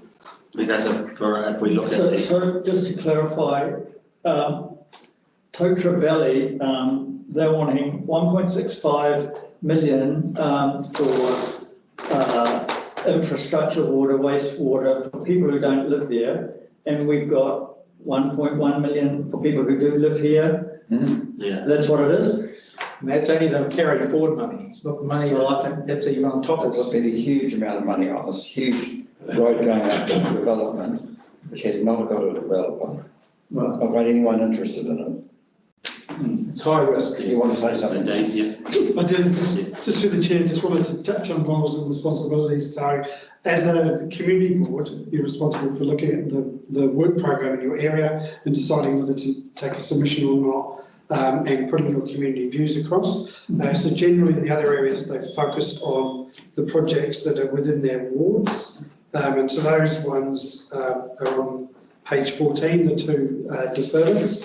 I think that the board has a right to comment on other parts of the wards. The board is able to, but just remembering that ultimately the councillors have fiscal responsibility and their time at the top table to look across all of the district and all of the districts. Yeah, but I think when we go to the council table, the idea of submissions is to take on board what the community is saying about what their needs are and what their needs aren't. So I think a more of a holistic approach to this, by getting your feelings about other parts of the district, does help us when we generate a decision around an area, when there's concerns from other areas about how that money's being spent. And it's when we talk district, it's ratepayers' money across the whole district. It's not just localised money. So district funded group projects are all the whole district's responsibility. And they should have input from all the whole district's people who are involved. That's ratepayers right through. So our submission is based here on the community board's input for what it's seeing in its own area and outside its own area. It's a two-pronged approach. So I think it's important to have that at the table for deliberations when we're talking about it. You don't agree? That's just through the chair. That's not necessarily the approach that some of the other boards have taken. Well, it's a general approach there. I think there's no harm in us commenting on them to get the support from me. I think so. I think we should start with the stormwater, wastewater. We start from the top there. Reduction of 25%, and we can make comment. Is that correct? But can I just ask a question? 25%, what's 25% reduction? What are we talking about, dollars or work? Or? Could someone explain exactly what it says there? Just, I know what it says, what does it mean? What does that mean, Dean? At the top heading, it says to see the changes, including the increased inflation made. So I guess that's what the whole.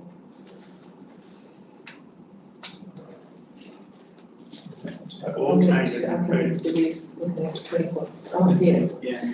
But that's reducing, not taking into account of the counter inflation is actually saying on top, even though the inflation, we want to reduce 25%. There's water renewal, so there's a 25% in the capex of new work. So to me, that's a budget slash. They're capping 25% off new water projects is what they're saying. Yeah, so- In the next financial year. Yeah, through the chair, across the district, they're proposing a 25% reduction for stormwater renewals across the district. Okay, so what's our comment on that? What's a renewal? Is a renewal What we replacement? needed here. Huh? So I assume what we needed here is a stormwater. Is that a renewal? Is that what you're That's saying? a new bill altogether, not a renewal, isn't Yeah, it's new. I think it's talking about all projects, isn't it? It's a stormwater. It says, please see, to see all changes, including the increase in inflation made to all projects, see the proposed capex list below. Oh yeah, so the stormwater and stormwater, wastewater and water supply renewals, 25% reduction. So that's my concern, is that, again, the stormwater is a renewal. Well, is it a renewal? It's an upgrade? Surely you can interpret that. Well, I think we should, because it's so vague, we should oppose it in relation to Whangamata stormwater. We're wanting you guys to go and fight for our stormwater, not reduce it, because we're in the. I need that we need support it. at the table saying this is really important. So we oppose support it. reducing ours. You should say it. Yeah. So basically what we're saying is we oppose reducing our stormwater spend here by 25%. Yeah, exactly. Okay, so then have you got any comment about the Toji Valley? Yep, so Totu Valley, we oppose spending $1.65 million for something that may get taken over by development. Okay, so. I don't know if we can do that or. I just think that you really just want to tag it as being a high risk, and we've done that as a council, we've said we've accepted it to go ahead, Okay. but it's high risk, and then we're going to make sure that it works. Yeah. No, but is this just a fund?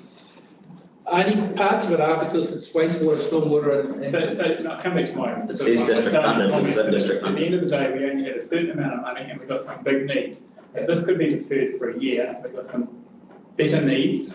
the heating is district funded, so it's definitely district funded. If we've got some more urgent needs, then we should be spending that money. Cut our costs to suit. yeah, well, these are comments that we want you to put forward so we get an understanding of really your feelings.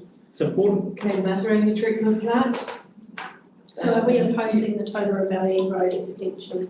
We're saying that the project should be deferred for a year. Deferred in 1 year, yeah. Yeah. So the Matarani treatment plant, do you support or oppose deferring the $2 million project to the next LTP? Well, I support that, wouldn't you? They're deferring it. With a I deferral. think it's deferred. Defer it? Yep. Okay, fitting the stormwater network improvement. Managing stormwater flooding in the area. So they want to spend $1 million Yeah, so I support this because they do have some issues around this particular area, but it's up to you guys. So it's kind of like we've got the same need to do that. Yeah, so we have to support them. Yeah. Support it. And the next one's down there, whether you want, it's your support. We don't want the remainder deferred. No, you want them. Then the last one is Whangamata one, you support the 1.1, No, we need everything. or you support the original budget of 2.138. Original budget to do the works. Yeah. So next down in the capital works program, so Yeah, I got the stormwater number. down here. I'll give you the exact number.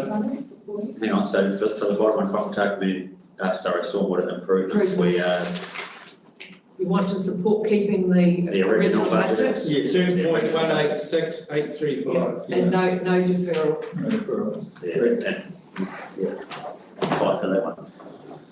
Okay, local funded projects from Matari and Cuban, 685,000 being deferred to the 24 LTP. These are footpaths, No curving. under curbing, oh, you got under curbing. Yeah, no Cuban from Matari projects. Oh, that's it. Well, why aren't we doing the? Oh, okay, yeah. We've gone over to page Alright. 14, Yeah. Whangamata. I mean, Right. I would say, sorry, but if nip curving is part of the stormwater management, it comes out of investigations, then it should continue. But if it's just there to protect the edges of the seal and sort of frame away, I think we could defer it a year. Well, rather than defer it a year, I would suggest you just shift that budget over to the stormwater. Well, it's kind of, Yeah. Yeah, so that's a discussion I think should come through. The boardwalk extensions, I mean, maybe best to defer that because we had Jamie coming back telling us a different story about it's putting solid stuff on the boardwalk.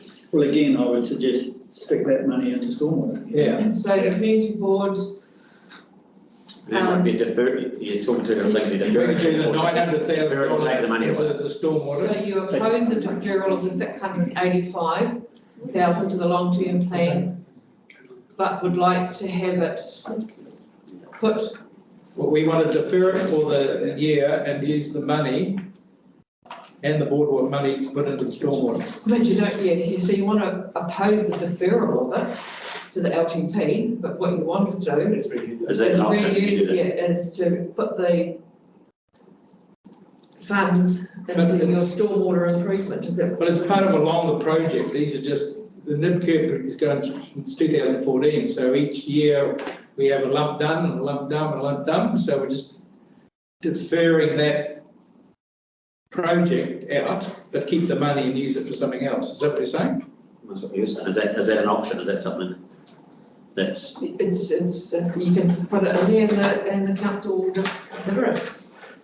so we're not asking for any more money, we're saying we'll Yeah. put this project on hold, but spend that money elsewhere. Yeah. Yes. So that's That what we're talking project for that stage will be on hold till it re-kicks itself. So you're happy to put that for both the boardwalk and the nib curb? Yes. Yeah. So there's an extra million you can go straight into stormwater. So this is for the 24, well, this is for the long-term plan though, isn't it?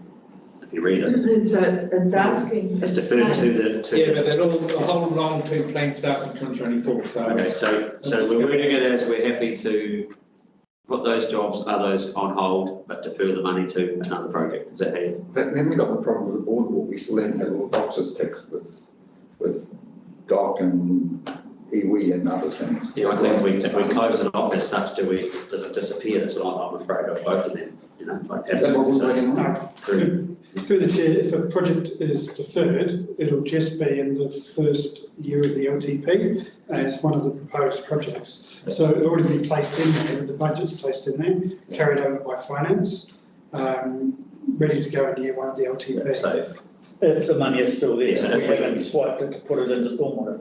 yeah, that's what I'm saying. If we do that, is there an option they go, well, you can spend it on your stormwater, sorry, that's gone now? Yeah. How does that work? Is that normal? Then we have to If put your it back budget's- in for the next year, I if your guess, budget's- and apply for more money If for you're it. gonna take from Peter to pay Yeah, I don't know how that works. then Peter's got nothing, and you'd have to, and when you do your deliberation, when you do your long-term plan for 24-34, then you're gonna have to make sure that you put the budget back in there, otherwise it'll Otherwise, be try and double no. spend it up because it's not there. That's Yeah, the it's way. not there, it's gone. Yeah, but right at the moment, we have a certain amount of money, we have a whole lot of needs, we've got to figure out which are our greatest needs, we put our money into our greatest needs, and something can't be funded right now, and we can't do it, well, that's nice to have in the future. Yeah, but on the last- And you relook at it. On the last page, we just asked for the full amount for the stormwater, and now we're saying, look, we're going to give you another option here, so we've got to be careful what we're doing. Well, You can't we're go to the just table adding and buy the two more. things.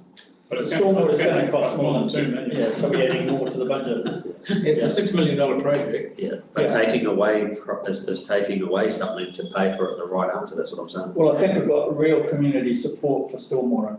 That's. I agree with that, but at the moment, you know, you're looking at taking away the other projects to get it all done, is that what we're saying? You could put the terminology in, like you talked about before, that the money can be deferred to stormwater if it found in the feasibility study that it was not part of the operations, because it is part of the stormwater package, because most of the town will still be on soakage even after we put pipes in.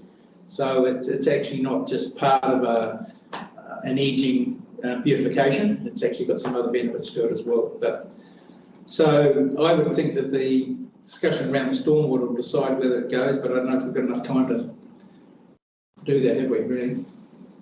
Okay, so we need to come back to what we're actually going to say. The 685 and the 322, are we going to defer those projects to spend elsewhere? How are we wording it? Can I just ask one question, quick clarification? So by the way it's written here, it's assumed that we're going to defer it. Does that, so if we don't defer it, does that mean it has an impact on the rates? Through the chair, everything that you're putting in and everything that you're not deferring will have an impact on the local rate. Yeah, but at the moment, we're told 11 point something. And is that on the basis that it is deferred? Yeah, so it'll keep ticking up for each So thing. if we It's not like to defer it, spend the money undefer elsewhere. it, well then. Yeah, so if we defer it and spend the money elsewhere, it still affects the rates, doesn't it? Yeah. That's what we're saying. That's my point I was trying to get to. You The can't key thing here, still guys, spending it. you're getting something for your money. It's all about, That's my other thing, that I don't want to take everything away, we actually get nothing spent here because we're deferring it all, and so be careful of that too. One point just to pick up on, and Gary made it, but I'll just reinforce it. Some of the projects have been deferred because there is a project reason for the timing. And, you know, it's hard from here to tell which ones of those they are or not, but just be aware that some of them have been deferred for good reason because of timings. so I support the nib curb construction program not being deferred. And that project sits back in the council for discussion whether it can be transferred, the money, into the stormwater project. That sounds more, that's a better way to word it. And the Okay, so what are the stormwater and the options? boardwalk extension is deferred, period. Okay. Just defer It's it. very At awkward the to take moment- that money. So at the moment, it sits there on hold, is what you're saying, until we. Yes, so go back to the nib curb one. Yeah. The Whangamata Community Board supports the deferral of the CapEx No, budget because, we oppose the deferring of this. You're talking the nib curb? you were talking about the nib curb, you just. Yeah, so we oppose the deferral of the project. Of 685. Yeah, And support it included into the stormwater upgrade included, Project. project. okay. And then, Stormwater and then that's improvement. about all we need to say, and then we'll say in it, if it looks like it should be part of the stormwater project, the money transferred into the actual pipes and bits and pieces Okay, so then, versus swale drains and so. so then the next one, the Whangamata Community Board supports the deferral of the CapEx budget. Yeah. So worst Is that case right? scenario, so worst case scenario, it gets up to council level and they say, look, you can't transfer that money. Yeah. We're still saying we want to defer it. The job, it's not going anywhere, No, it's going anywhere. as long as that's Yeah, finalised as it's well. not lost. We're not saying, hey, you can't transfer it now it's gone as well. We don't want to do that job. We want to make sure that's clarified in there.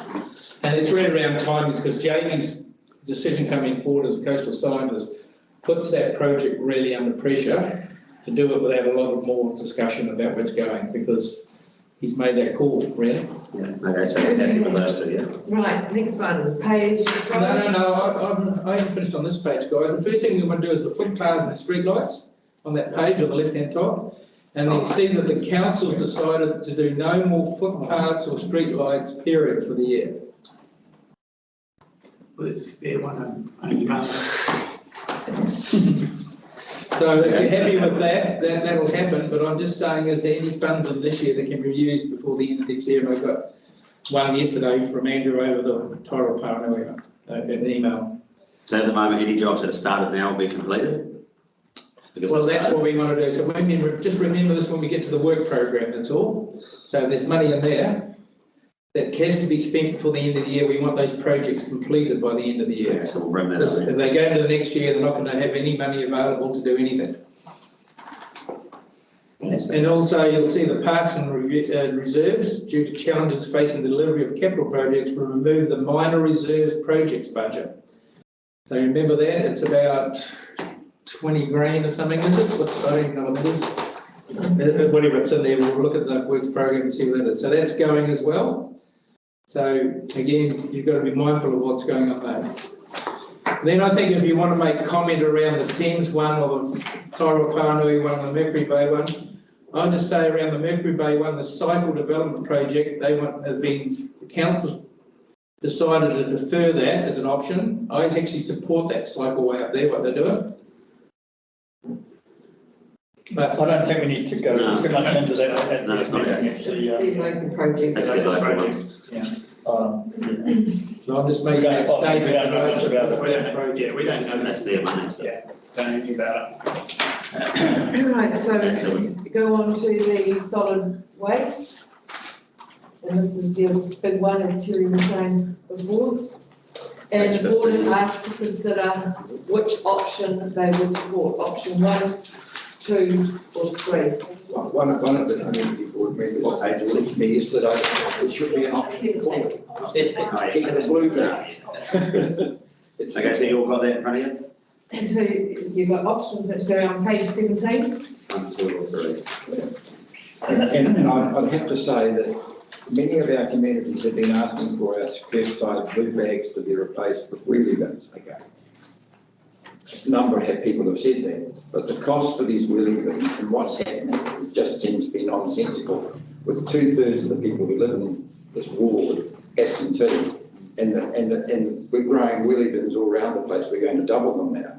I just, my personal opinion, I just think we're going a bit mad on it, but we've got a number of very passionate people on recycling, and I don't have a problem with that, but I just think of all the plastic that's being used to make these extra wheelie bins and all the stuff that goes on with that and these other bins just becomes nonsensical.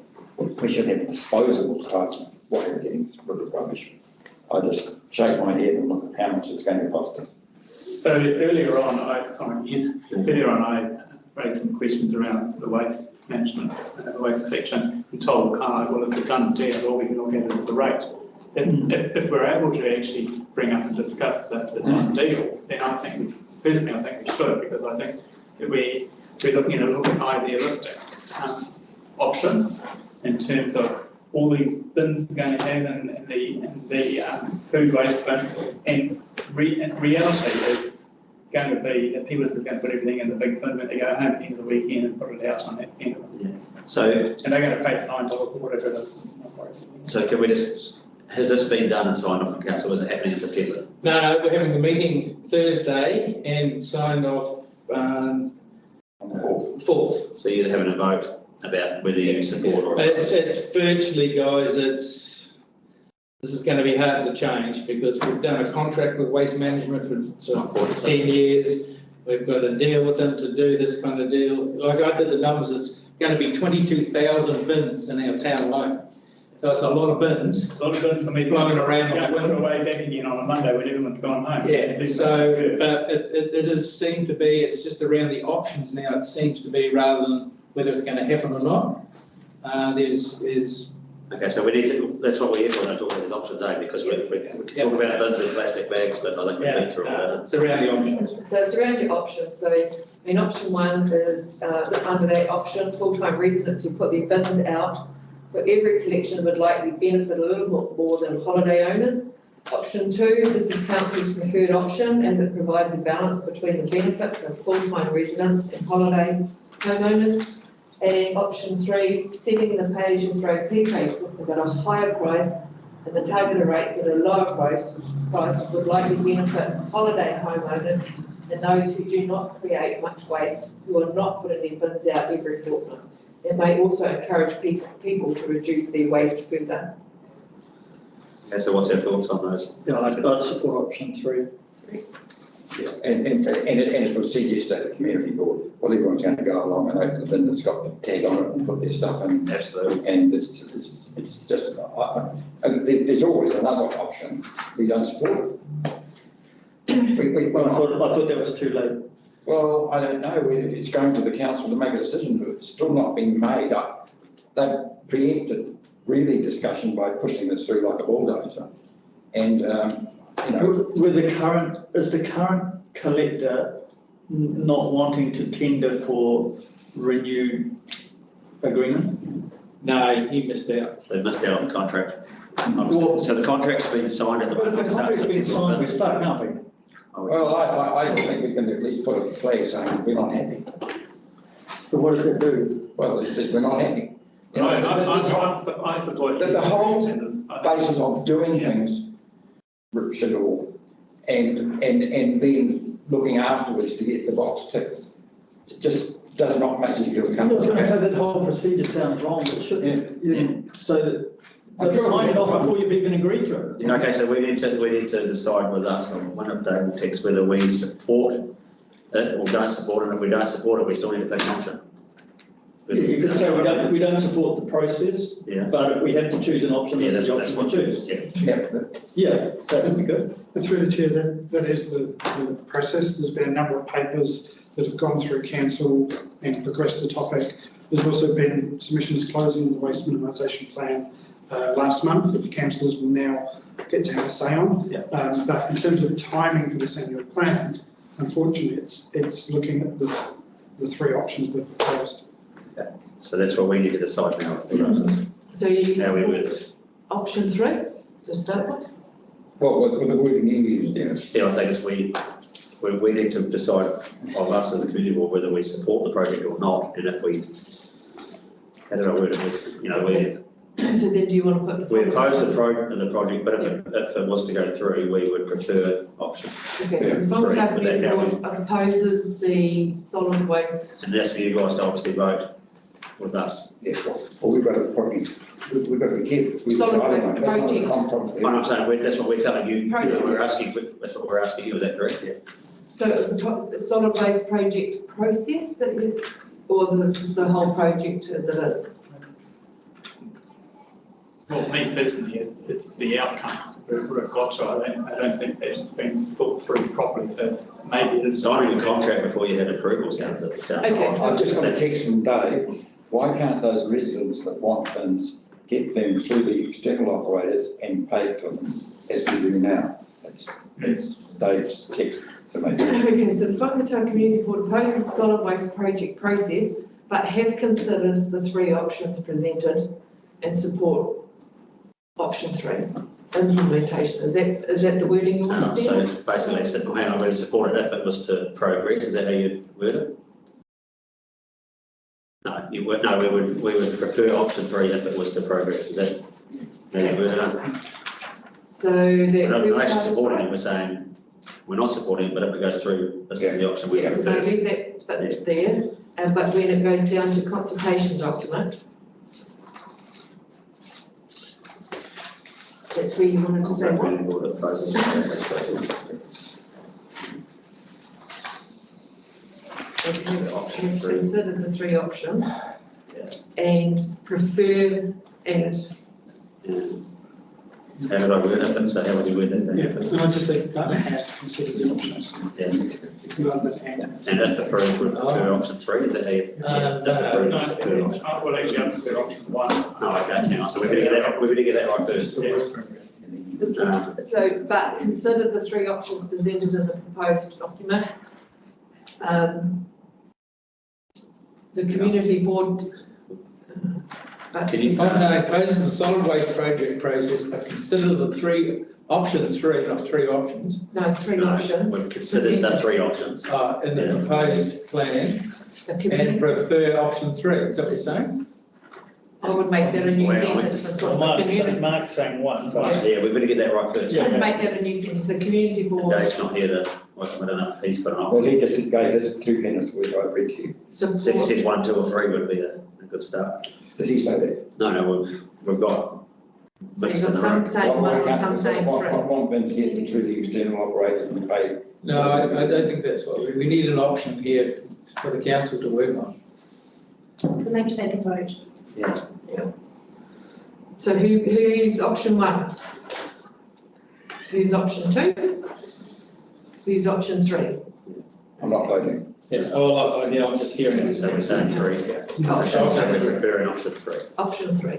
If you could also, if you wanted to, just note that there was a range of views, if you wanted to soften that. But your councillors are here, so Yeah, they said, no, Yeah. we're for you.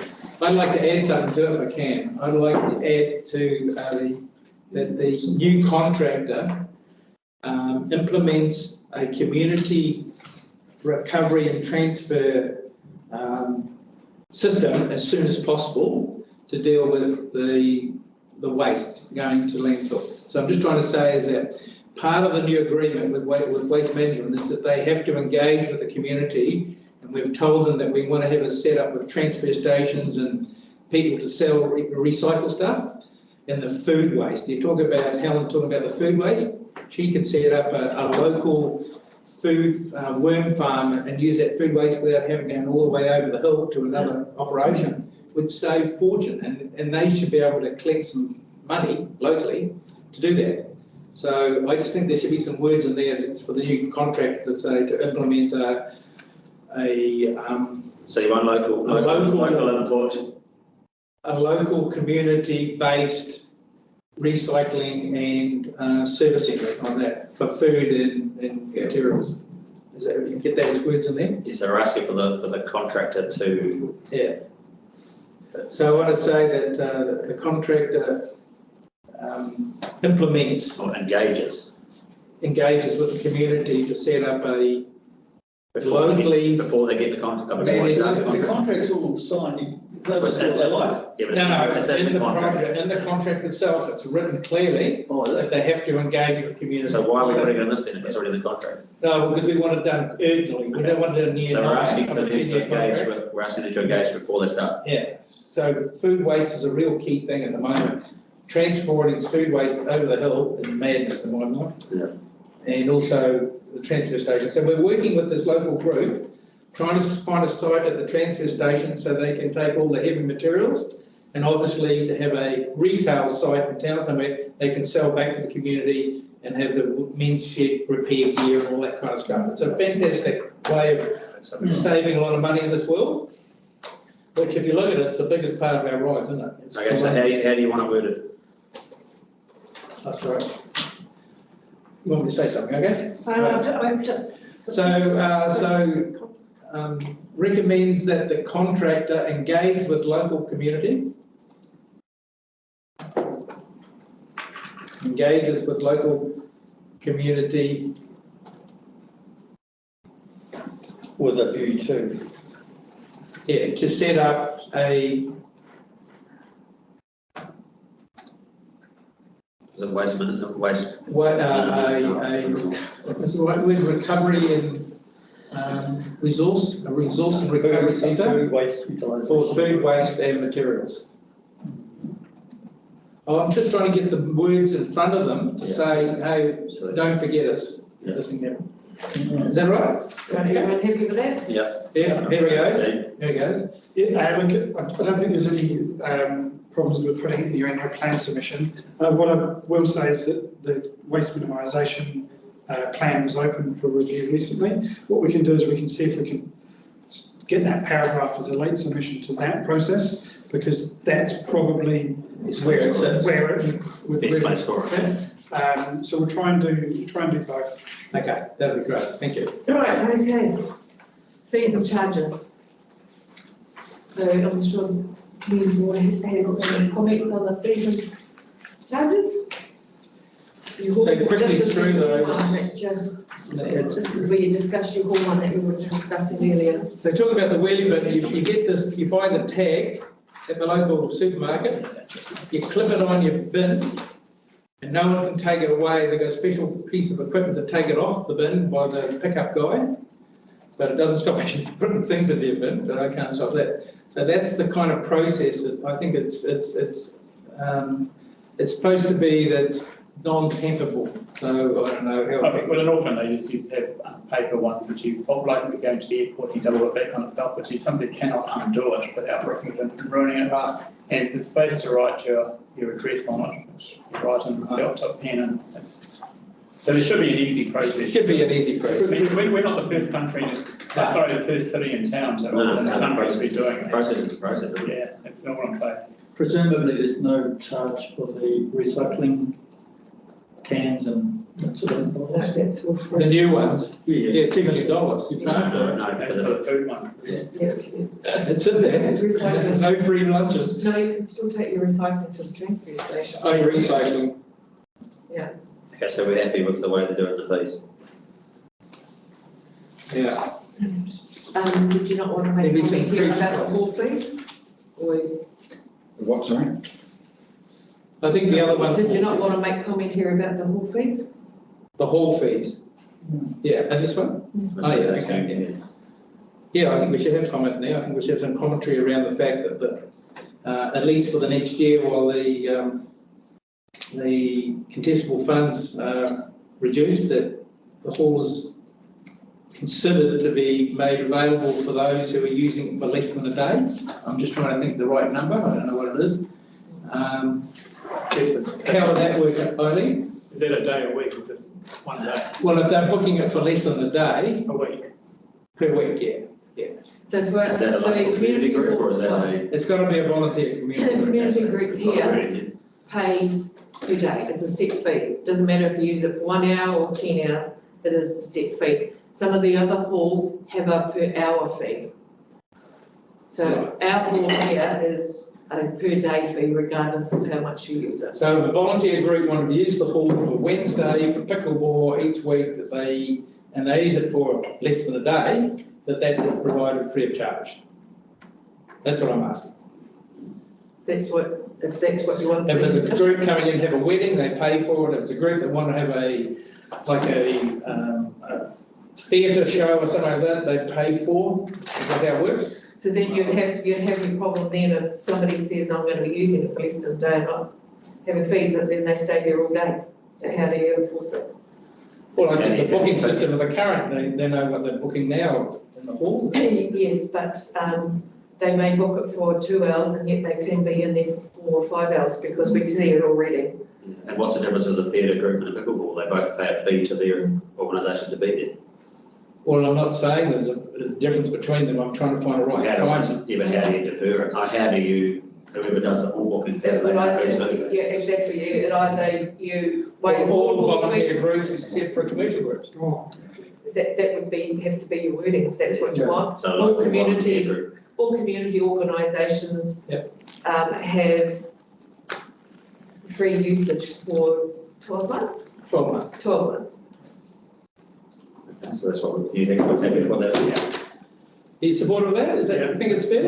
Yeah. I think it's a way to say to the people, we're going to, can't help you in this direction, but we're trying to help you in that direction. Wording thing? So Oh, sorry. would be the. Free to community groups. Yeah, Community non. No hireage for community groups. No hireage. for Free for community. hireage for community groups, volunteer community groups for 1 year.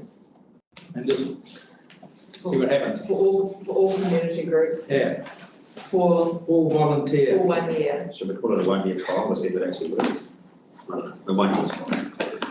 But then if it works, then you guys can revisit. Groups is not quite right. That is now. That's got better. Yeah, moved your eyes. Yeah, so we're happy with that. Any other fees and charges? Hireage has got an E up in the R. Yeah. Oh, yeah.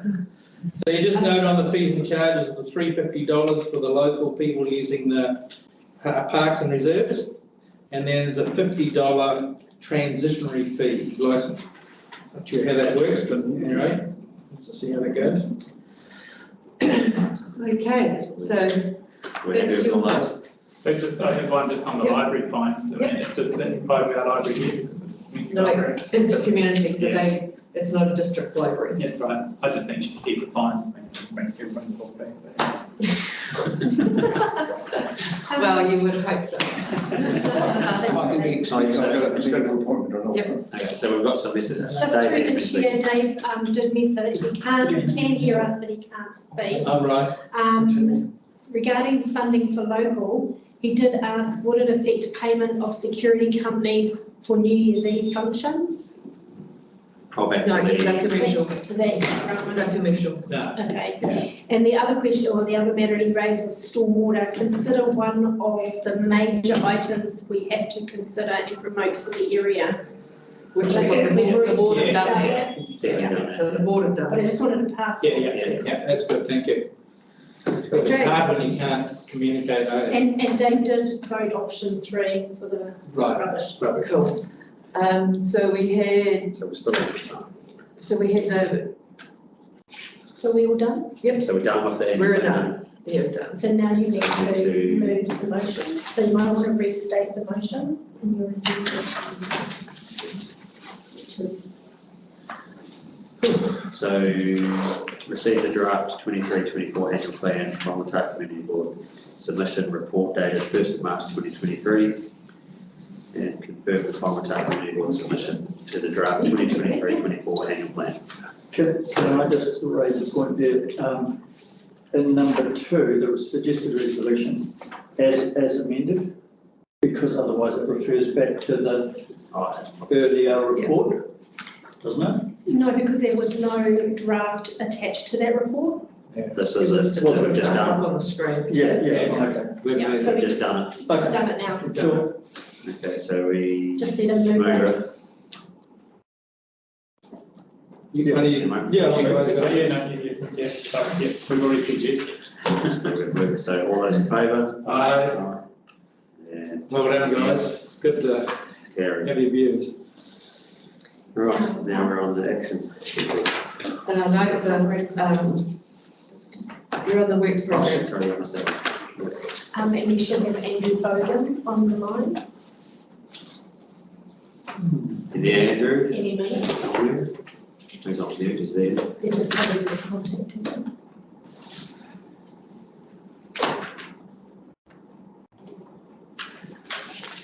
So that's this. We can start working through anyway. You've got that. Everyone's got their work program up, yep. So this is the first one up on the list is minor reserves. This is going next year, disappearing into the ether. So what we'd like to know around this is It's completed anyway. Andrew's not there. Yeah, you've Is- spent all your money. It's completed. what have they completed? I don't know. Bruce is here. Andrew Bowden's, they're just trying to get a hold of him, so whether we want to move on to the Let's- action yeah, schedule And I and cover need that. to leave after once, so we get to move on. So we just leave that sitting there, go to the steps, yeah? Oh, he's coming now. Sorry, I'm getting messages. Make myself available. Here he is. Thank you, Lynn. Your time. Thank you. Right, Andrew. Okay, Questions? You're on mute. You're on mute. Good morning, Andrew. Morning. On to the afternoon now, mate. Good afternoon, Andrew. he's on mute. Andrew, you're on mute. sorry, right. You have my full attention. Andrew, just a quick one around the minor reserves, because the budget's going to disappear next year. There was some work to be done around the parks and reserve tables and chairs, and also around the town ones to upgrade them. I just wondered if that work has been done. I don't think it has. I think it's under Parks and Reserves renewals, Terry, if I'm correct. And the detail of that is current.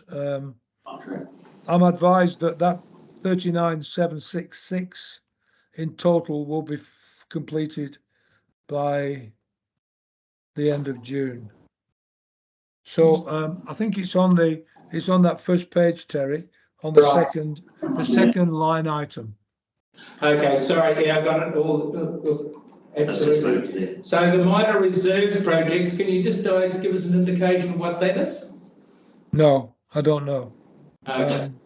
To be honest with you, the budget as good as been completed, and Yeah, see, it's been done. I just wondered what kind of work was completed. That's all. But if you haven't, that's fine. I honestly haven't got details of exactly what they were, but Right. they're Okay. my records are that it's been finished in December last year.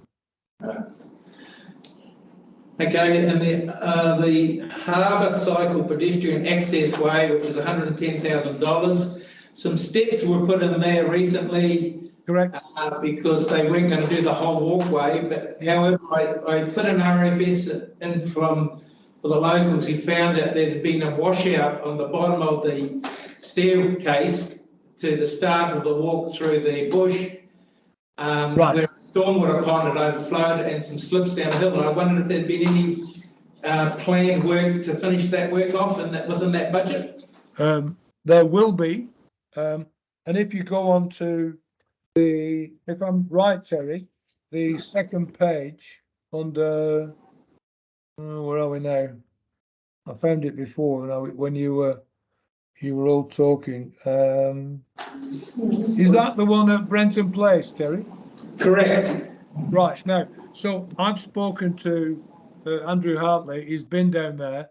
There's some storm damage material that has to be removed to put the board in to address the issues of the area being boggy and what have you. So he's looking at that right now to come back to me with an estimate of cost. That's fantastic, because you've got 50k left in there, so it'd be good to use that budget up to finish that off. It'd be fantastic. He's actioned to come back to me to confirm how much he thinks it will cost, Terry. So there's two parts to it. One is the physical works for the board to address the bogginess of the area. Yeah. But the first one is to arrange to have all that storm damage material shifted and removed from site. Okay, so I'm happy to hear that. That's fantastic. And just the date of the 30th of June, because the day after that, that money will disappear. So if you could give it some energy, it would be fantastic. I will speak to him and ask him when the work's going to start. All right. Thank you. Thank you. But the first part is removing all the rubbish and the storm damage. All right. Yeah. Yeah. But it's in action. Thank you. Any other questions on this? Can I ask? Not on that one, but the Fire Station Reserve Playground, it's off action. Does that mean that project's wife, or can that money that was set aside for it to go over to stormwater?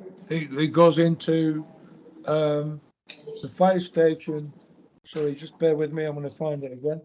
The fire station reserve playground is a 23-24 project to be completed. So at the moment, we're doing the design, and if you can see on the budget there, that money will go over and that project will be completed next financial year. Yeah. Well, one of the things I've raised before, Mr. Chair, was that some of these projects are nice to have, but it would be better, in my view, that that project be deferred and that money go over to stormwater. Then you need to advise me accordingly. Yes. through the chair or through the board. So if you want that to be cancelled or shelved or whatever you want to call it, we can do that without a problem, but you need to instruct me accordingly. Thank you. So don't know whether we need to do that now, obviously, because it's not to be spent. Andrew, can we do that? Because it's a playground equipment, can we move that money into a district funded water project?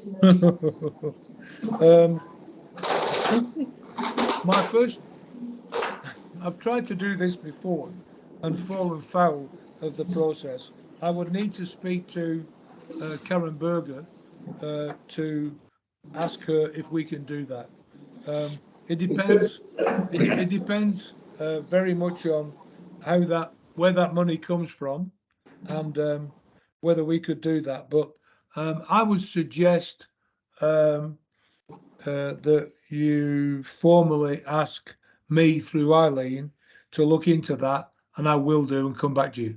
So I think maybe that's something us as a community board needs to go back and look through this out of this meeting and say what we think we would like to ask the chief executive to defer or change around before because it could be depreciation. Through the chair, currently you will need a report to come back to the board for that as your formal decision. Request. And then that will go through the chief executive. Yep, fine, understood. Understood. Okay. So it's down to that. Any other ones on here that we would need to I like one about the cycle track from Peventry Road to Causeway Bridge, where we say that it's off track. We say it's going to be finished by the 30th of June. We've spent no money, but in the interim we're going to spend $100,000 in the next 3 months. I'd have to ask our roadie manager to comment on that. And there is a note that they'll provide an update. I don't know when that will be, I'm afraid. Yeah, Andrew, that's really quite key, because I think Ed was going to come back to us with some proposal around the bridge. We've got 200k sitting there that we certainly don't want it to disappear into the ether. If we can understand the costs and how we can use that money, it would be fantastic. I will contact Yeah, take it to, yeah, talked to him 2 weeks ago as well, it was the last meeting. So he probably hasn't had a lot of chance to go and do that yet. Yeah, But I see what you mean, it's forecasted 100k budget in the year to be spent. in the next It's 2 months. 200k, the whole thing, so. And just harping on again, the 196 for the boardwalk extension, that should go to stormwater, I believe. Well, I think we'd already We've already done done that. that one, and Okay. that's what we asked for. But that was only suggested in a plan for council to talk about. We can actually, No, we got to put down after what we I think we'd have to go for the through and ones, look through and this. then we go off and ask the question, okay, and then they'll put it back in the report. Whether we can even do it for a start. yeah, well, we can, Question. yeah, I'll check And then that. and then it would be up to us to say where we wanted to spend and not Yeah. spend, and Yeah. defer would be my Yeah, okay, theory. cool. Andrew, can I just have a quick, reading the Island View car park work? It starts on the 11th of April, Terry, 11th of April, thank you. and we will be doing a letter drop next week to the properties that are adjacent to, on the road, adjacent to the car park. So that's the Tuesday after Easter. You're away that day? Yeah. Okay, so any other questions, Andrew? Can I ask that the nib curb construction on Rutherford is in line and up to date, completed by the 18th of May, we still on board for that? That's what I've been advised. So just on that, it's actually not just nib construction, it's curb and channel, isn't it? No, it's just the nib curb That's And great. drainage. and then stormwater soak ducts and things like that, yeah. So they took it all down the beach, I put it back up, so Yeah. they paused. But there is They look like they're on a drainage. drainage channel, isn't there? Drainage, yeah, Just- yeah. Rather than just Not a nib one. curb and channel, So yeah, looks like it's on target then. drive over edge, it's a mountable edge they call it, Well, we'll see how that works, I don't know if it will work, but it'll be interesting. okay? Anything else to raise? Yeah, there's a couple more on page. Andrew, again, the water system optimisation, it's got a red on it, that's the last construction of Whangamata. Is that been deferred, is it? I don't believe so. It's got red, some reason it's got red on it. You say this is where the report is incorrect, so that optimisation, it says we're going to spend 232,000 by the end of the month. So by the end of June, which is the whole budget, but it's not due to be completed until the 30th of June 24, so the report doesn't make sense.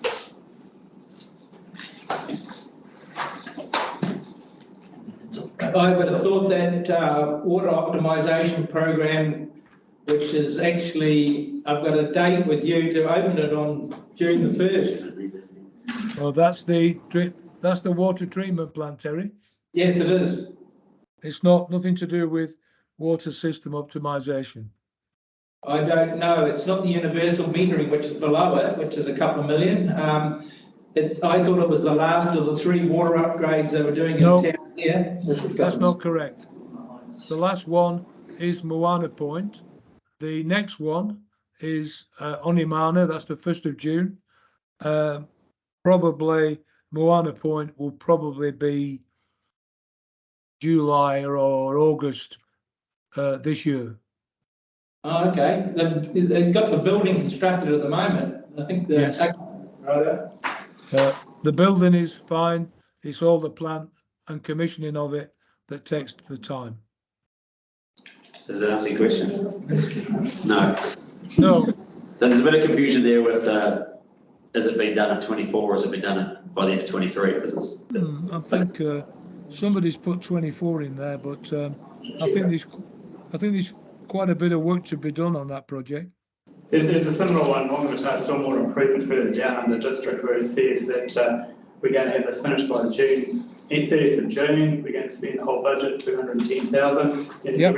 it says the report and design to be completed by the 30th of June 23. And that's it. That's So it. That's what we're doing at the moment. Sorry, excuse me, is that 210,000 for a report and design? Yep, probably. Wow.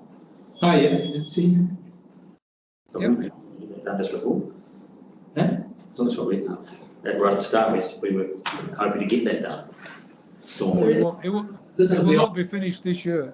And Lindsay. District school.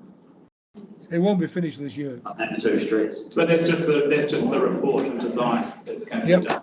But, Absolutely. This is around Williamson and Lincoln and Lindsay. Those- Yes, that's correct. There's an extensive amount of work to be done there. Okay, so it's on target. Yep. But we take a step back, we've asked for, or suggested a sort of a whole investigation of the stormwater, so it'd be good to have that Because that was my incorporated, point, we, you know, in the whole thing rather than just bits and pieces. got you Did you hear that, Andrew, that Mark's said, which we've requested through Bruce, that we have a round table discussion as we do those consulting and feasibility study around those water.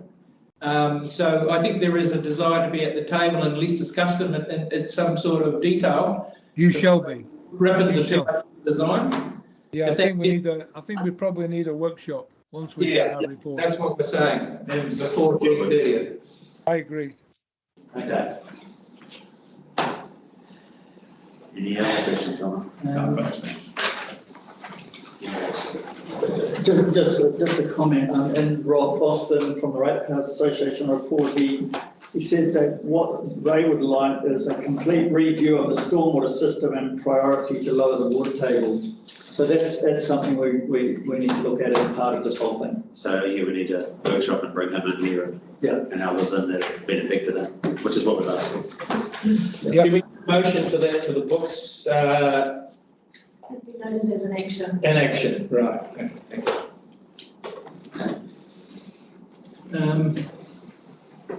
Anything else? I don't know, I'm just looking at the OPEX now, I don't know if people are really into that, not, the beach hop doesn't come into our OPEX as national, district, isn't it? Yes, that's fine, okay. That one there. And the last one around the spatial plan for Whangamata. So Leslie was going to come back to us, a formal report to Community Board with a draft project plan is planned to be provided at the April Community Networking Day. Is that still on track, please? I have no idea. I'm not involved in that. Right. I did get an update from Leslie, and she said the draft project plan is being developed, and a formal report will be presented to the board at their June meeting. June. Policy and planning are exploring options for engagement of consultants to support the plan. So she will bring that full report to the. But that's 3 months out from April, May, June. Well, they're rather busy at the moment with annual plan and long-term plan, but they're developing the plan as we speak. And then once it's developed, then they will bring the formal for the board to make those decisions. Okay. Okay, so any more questions on the CapEx work program? No. So can we have someone move and second it? I was thinking, I can do that. Yeah. I read this out. So we received the Whangamata Community Board CapEx work program 22-23 and other operational information update report dated 3rd of March 2023. All those in favour? Aye. Opposed? Thank you, Andrew. Thank you. Thank you. Goodbye. Now what are we? On this one, Actions. which is action, so who does that one? No, I don't.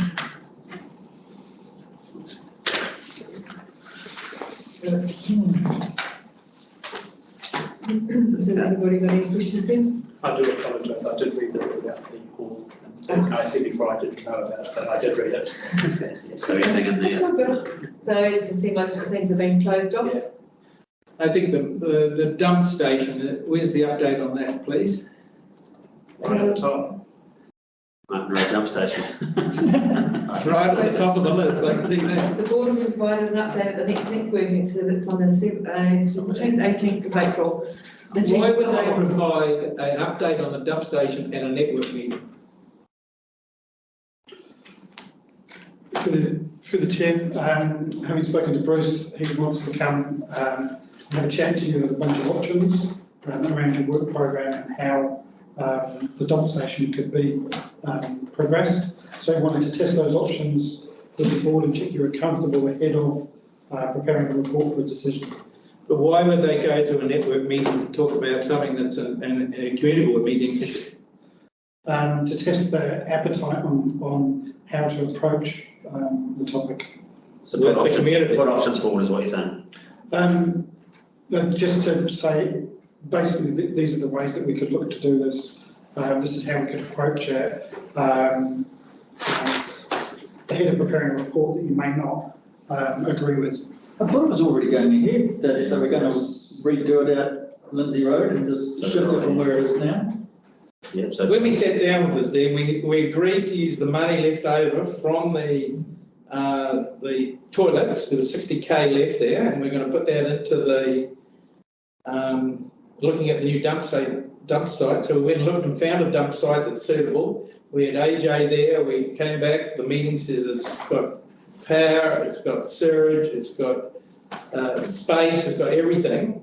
And we're getting onto it, and now you want to bring it to a network meeting to see if it's still viable. AJ sat there and said, I thought it was all go. Like, when he came to the meeting, it was. So why is that? Strange. Look, I don't know, I can follow up with Bruce, but I've just been asked to make sure it's on the agenda for the next networking.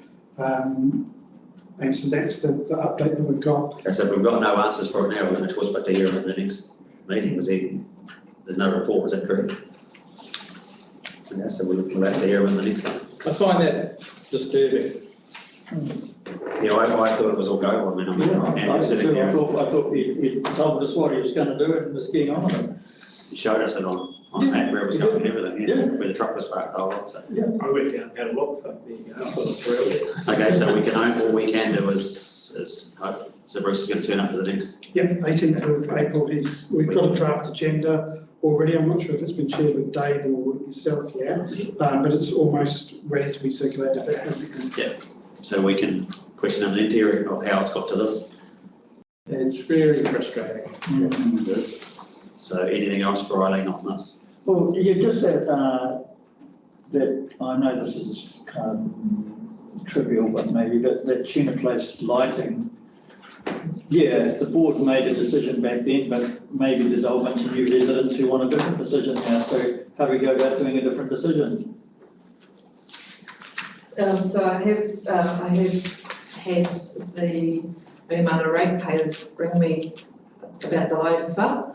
So they're sending in a formal request to have that light turned off, Yes. which I'll forward on to the roading manager and he can take action along with that petition. Thank you, sounds good. So, yeah, the roading manager will come back and tell us what's, but, yeah. So we might know by our next meeting if it's turned off. Yeah, well, I'll be hoping before then.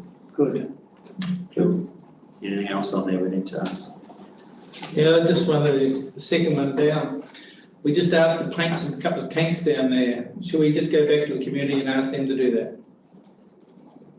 Out by the skate bowl, there's a couple of water tanks there. We said, well, again, put a coat of paint over them to try and make them a little bit more. That says in progress though. Yeah.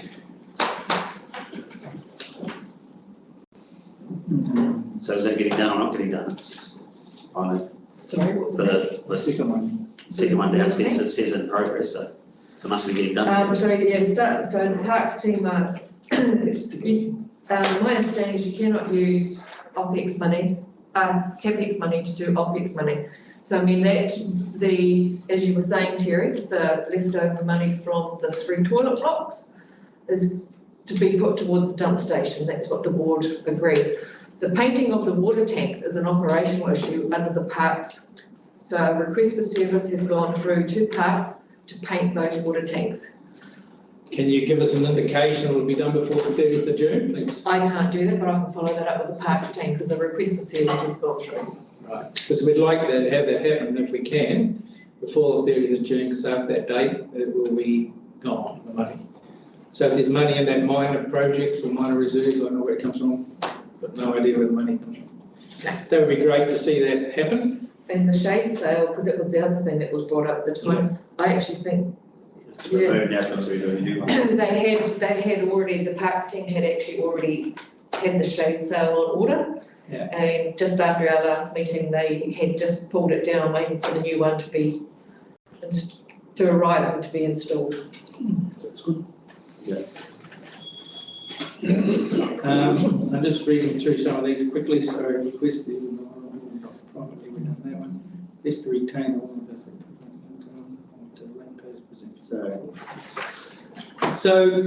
So I'm just asking the question around the public forum, when they do come to public forum and ask a request to do something, how do we address that request? Have we got a procedure to deal with that? So the public forum, so what can't be answered through the meeting is I will go back and collate those answers and go back to the people who have come along and spoken at the public forum. So that's really good to have a process, but at the moment when they raise an issue and it's not addressed through the community meeting, so we need to have that addressed in the community meeting, and general business next is where we'll do that. Is that right? Is that where you want us to address those concerns? When the response goes back to those people, it will be copied into the response.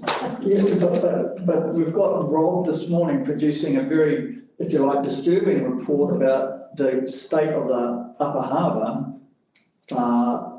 Those people have put a lot of time and effort into that report, and we need to take that seriously and address it. Yeah. So I think we know.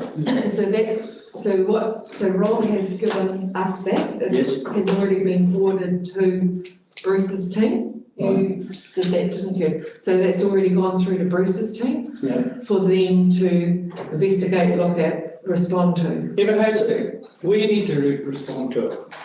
Because we need to look at those decisions that they bring up there. This is a community board issue, and we might say, this is what we want staff to do.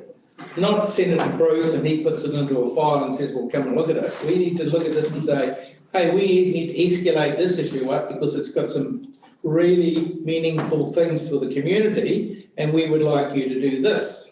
And I think that's where we're missing this who's doing what's discussion. They've raised the issue, they've done the homework, we need to discuss it, give you some guidance about what to do with it, and you go away and report back to a report for the meeting, that's what we want you to do. Or if we say we'll do something here and agree to do it in the meeting, it's resolved at that level. And I think that's the step we're missing out on this discussion. Yeah. Yeah, so just through the chair, so those, what's presented at public forum, those actions will line on the action schedule, so they're not going to get lost. And also we have a register of what's been raised that we'll talk to you about in your networking time. We have sent through to the chairs a bit of a proposal as to how networking will work, and basically we'll have time set aside to talk through the issues that have been raised by the community, the various groups, and at that point we'll be able to prioritise and talk about the steps that would be required to take something, say, like what Rob has asked for this morning, and bring it to a point where there's a decision required, or they know how to progress something in an annual plan or an LTP or whatever. So we'll be able to work through that informally and get it to a point where it comes back for a formal decision. Yeah, so what it sounds like is we have Rob today, and in 3 weeks' time we have another meeting, our what do we call it, networking meeting. Yeah. We will sit around then and say to you or whoever, hey, we think this needs to progress to here, this is what we want to action on it. Yep. Then, but does that give you enough turnaround time in 3 weeks to get it to the next community board meeting for answers? Yeah, so just through the chair, obviously we don't know what we might receive in public forum, hence needing time to go away and do that. Then we'll have that informed discussion. It might be that Group A raises 5 things, 4 of which are service requests and just can be responded to. The FEF needs a bit of work, it needs staff to look at the following, it needs some meetings, so we'll be able to together on a networking construct what the next steps are based on your input and your priorities and what you'd like to see driven, bearing in mind that you won't necessarily want to prioritise everything that you hear from the public forum. Okay, so like what you said there, just say Rob was had lots of things that some of them were action, they would be done, and Eileen would come back in 3 weeks' time and say, look, I've done number 1, 2, 3, 4. This one here's a bit bigger, we want to talk to you guys, get some advice on how to move forward on it. Yep. We would say, yes, we want more work done on that, or we don't. Yep. Then we'd hopefully report back by the community board meeting with an answer for Rob on the bigger issues, the little ones that Eileen's already got back to him and said that's how you think it'll work. Yeah, and through the chair, some of it might be just simply waiting for a report at the appropriate time. Some of it might be that we need to go and do some site visit, do some work. But whatever happens, the area manager will communicate to say thank you to the on the smaller issues. to the person and just let them know how it's being progressed. Anything that's slightly larger, copy the chair in or let the board know, hey, look, this is how we've approached this presenter or something. We're going to speak. Yeah. Just on Rob's issue, is that a Waikato Regional Council thing? Yeah. So do we need to tell him to pass it on to them? No, I think he's coming to us. He wants support from us to go with conduit between him and getting something done. And while it may impact the regional council, also impacts the TCDC because those channel pipes come out and then there's a clearance of 20 metres you're allowed to cut out through the channel into the main channel for water, stormwater to go out.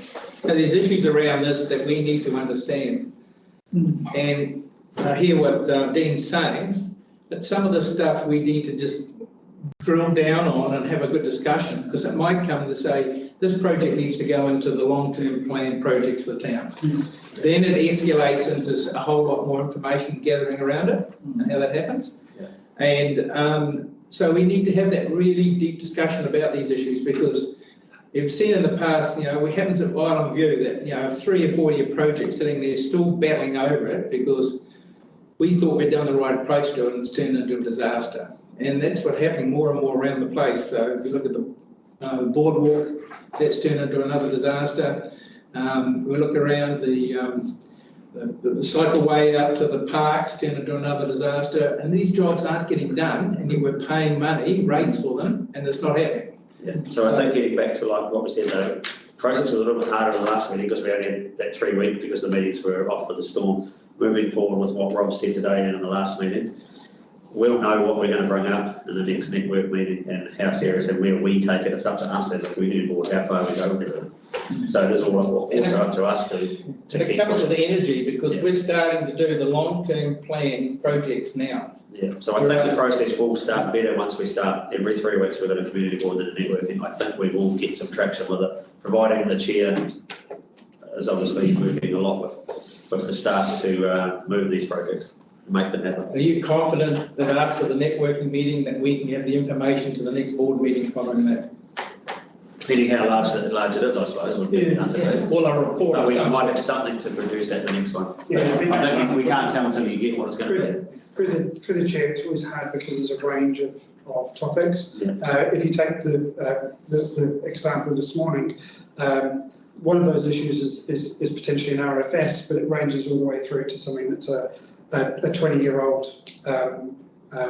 conversation. So, the board will need not much time to get up to speed with the RFS one. It'll need time to get up to speed with the 20-year one. So there's a range in everything. Yeah, and Helen was basically a submission to the long-term plan, so she can have an answer to that straight away. And I think we're not asking you to resolve the issue straight away. If it's got time in it, or asking you to report to us where you are in that discussion. Yeah.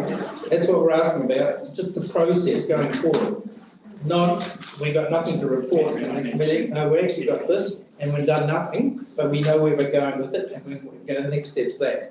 Not, we've got nothing to tell you. I think that's what we're trying to get here. So just before I nip at the I just want to say I'm more comfortable having seen Eileen's responses to the people from the last meeting. Yeah, they need to be kept informed that we haven't just dismissed it. So the process is starting. It was a bit hard for the 3 week period and we've got the time. So it's really keeping them informed that we are actually working on it. They're actually But I apologise, I do need to go. okay. So we are happy to receive that report. Yep. Whangamata Community Board receives the action schedule report date 20th March. Yep. Yeah. You can. Yeah. All those in favour? Aye. Opposed? Carries. Is that it? No. Oh, just general business, wasn't it? Terry brought up the general business. No, okay. More business. Okay, so general business, so really two things I want to raise. One around the meeting structures and how they function. And the first one really is about the long-term plan that it's going to be a year in advance. We're going to start it really after June, I suppose, about the right time, but maybe beforehand. So I'm just going to jot down some things here to consider. So when we're talking about a camping ground, we're talking about short-term accommodation. Don't need to write these things down, Donna. I'll give you this one. We're talking about 101 Lindsay Road, which next week, I thought at the April meeting, we're going to get a presentation to go to council on that. We're talking about a recycling centre and shop and things that's going on with Helen. We're talking about the dementia unit at Minor House. We're talking about freeing up housing and rezoning land under a spatial plan. We're talking about a mountain bike park and trails between here and Whangamata and etc. We're talking about a bike strategy for town. We're talking about the surf club alterations. We're talking about a surface club rooms that's been asked for. We're talking about the boardwalk at Esplanade, which is gathering on. Walking tracks over the Maritoto. A Tarzan water slide for the harbour, and a community clubhouse for Williamson Golf Course. So that's 10 things that are projects that are sitting here, bubbling around, that we're going to have to make some decisions around prioritising and deciding whether they're going to go forward. Plus what you've heard today. So the town's asking for a lot of things, and we've got to be able to say, can we produce them? And how do we do this? Do we do it on a pro rata basis of you come up with a third and we'll come up with 2/3, or we're going to look at our funding structure around how it works in terms of those projects. But we need to have those discussions. And the sooner we have them, the better, because these long-term plans start really quick and then they just take off. And if you aren't in the queue, you disappear down the chute. So do we set a networking day aside we need to have it out on them, which could be not the next one, but the after? Well, in the next 3 months, sometime, we need to have a sit-down workshop. So we put it aside now? Drill down, I think, and these networking meetings will be talking to those people saying, what's your vision for the town? What are your key priorities? Okay, so I think the next one's obviously already, probably full, so Yeah, perhaps the following network meeting after that, we can already put that in the agenda, would that be? Well, I don't think it's in the agenda for the meeting, absolutely. For us to talk about it, yeah. So through the chair, just to respond, in terms of the networking meetings, the proposal is that there is free time to talk about the priorities. Yeah. But certainly it sounds as though we need to capture all of the projects that are either in an LTP or some of the projects I think have been raised with various members but might not be yet in an LTP. And a lot of them will be in, probably a long train of being implemented with others. Yeah. So it's important for us to map out what we've got, the ones that we need to get behind, when we need to get behind them, what the timing of reports would be, and so on and so forth. And so that's perfect for networking. Yeah, I agree. So Terry, you happy to put that in not the next networking meeting, the following one? Yeah, the question we're going to the network meeting is what is your vision? We need to hear their voices. We just have an open talk about the whole thing. And then when you have a good, strong workshop around what we think are the key priorities for the town, what do most people benefit from them? So we're happy to put that in. Yeah, that sort of thing could be publicised in the local paper, couldn't it? I think so. We can get to the stage where we can say, this is what the community's thinking about. What are your ideas? Yeah, get some ideas. Gather those. So we're happy with that. Mm-hmm.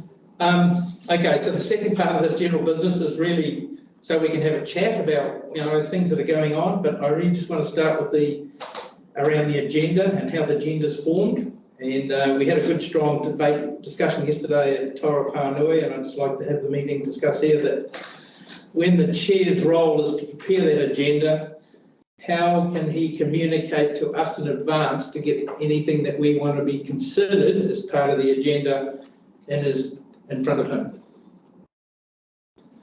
So what I'm saying is when the agenda is prepared, there's a time frame between when they prepare the agenda and when the agenda's got to be done.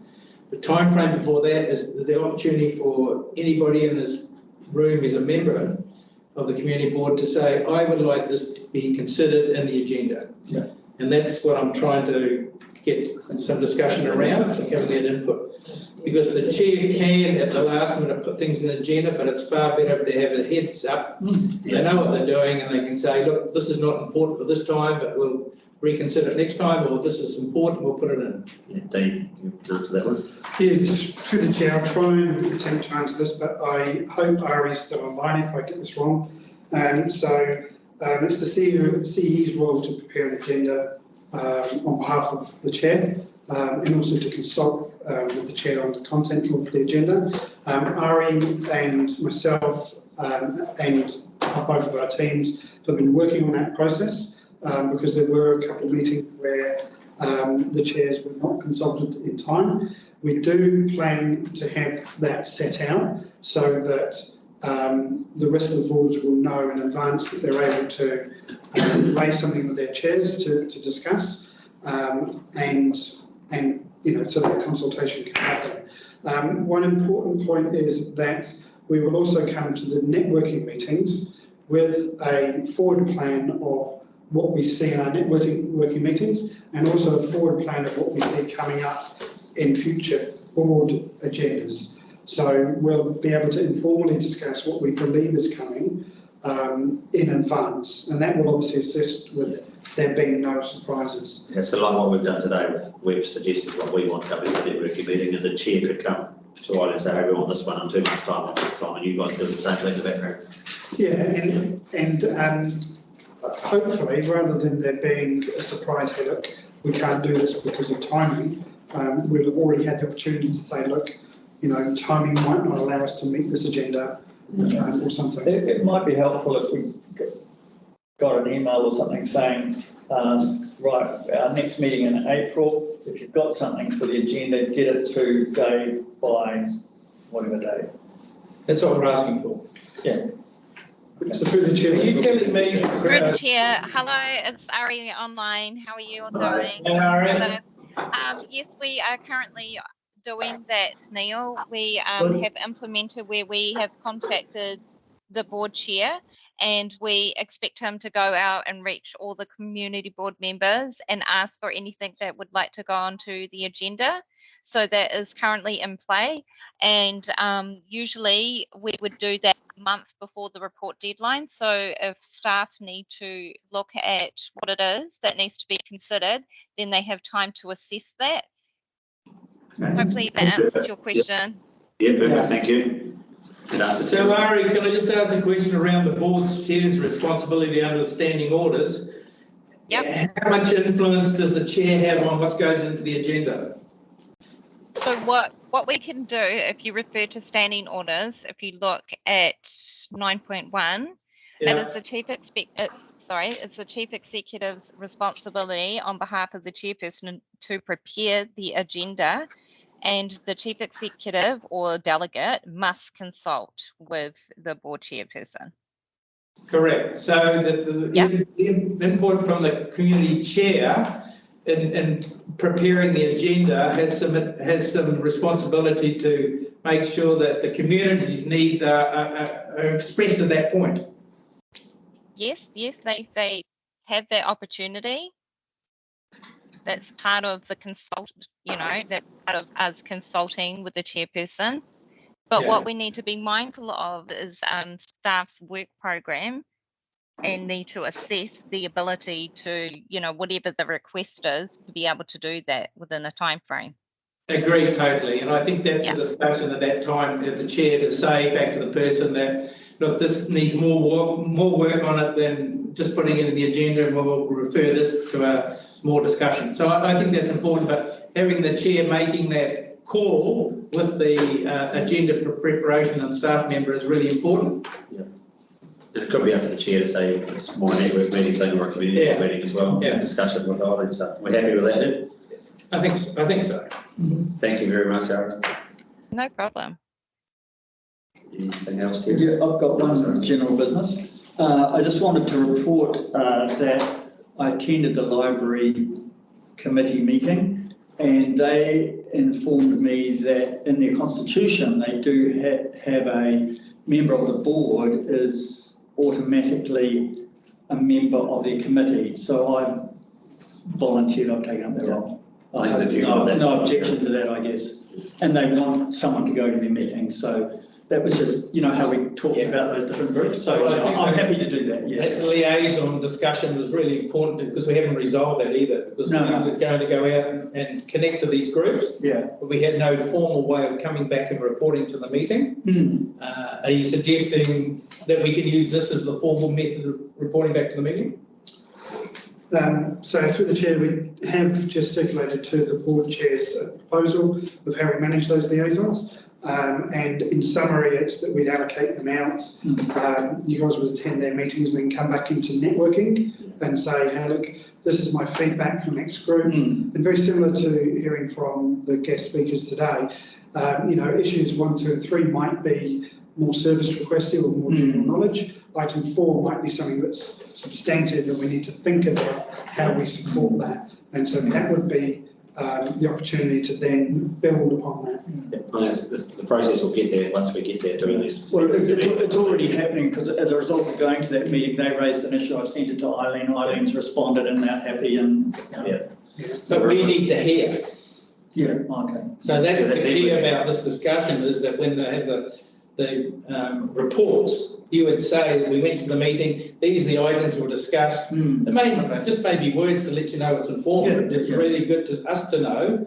Someone in the community says, what the hell's happening in the libraries? Well, I don't know. Yes. So that's what we're trying to do, is keep informed. We're not trying to generate work. We don't want extra staff work around this. It's all about just having the discussion, and out of that, if something happens, well, we can just chuck it into the schedule. It's not about generating a lot of work. It's the last thing we want to do. And through the chair, just in response, the staff are ready for that. We're prepared for that. I think what's happened is we've only had 2 networking so far. Everyone's a couple of meetings. Everyone's begun to find their feet. We're starting to get into a bit of a rhythm that was disrupted by the storms. But look, we're happy to adjust as we go and make it work. I think we have to make it, we've got to get through a few. Last time we got a community board meeting and networking on the same day because of the storm, so it was a bit hard to get a system there. I believe we'll get it. So, anything else, general business? Beach hop went well? Went very well. You want to give us a bit of an update? We haven't had a debrief yet from Beach Hop. It's soon. It was busy.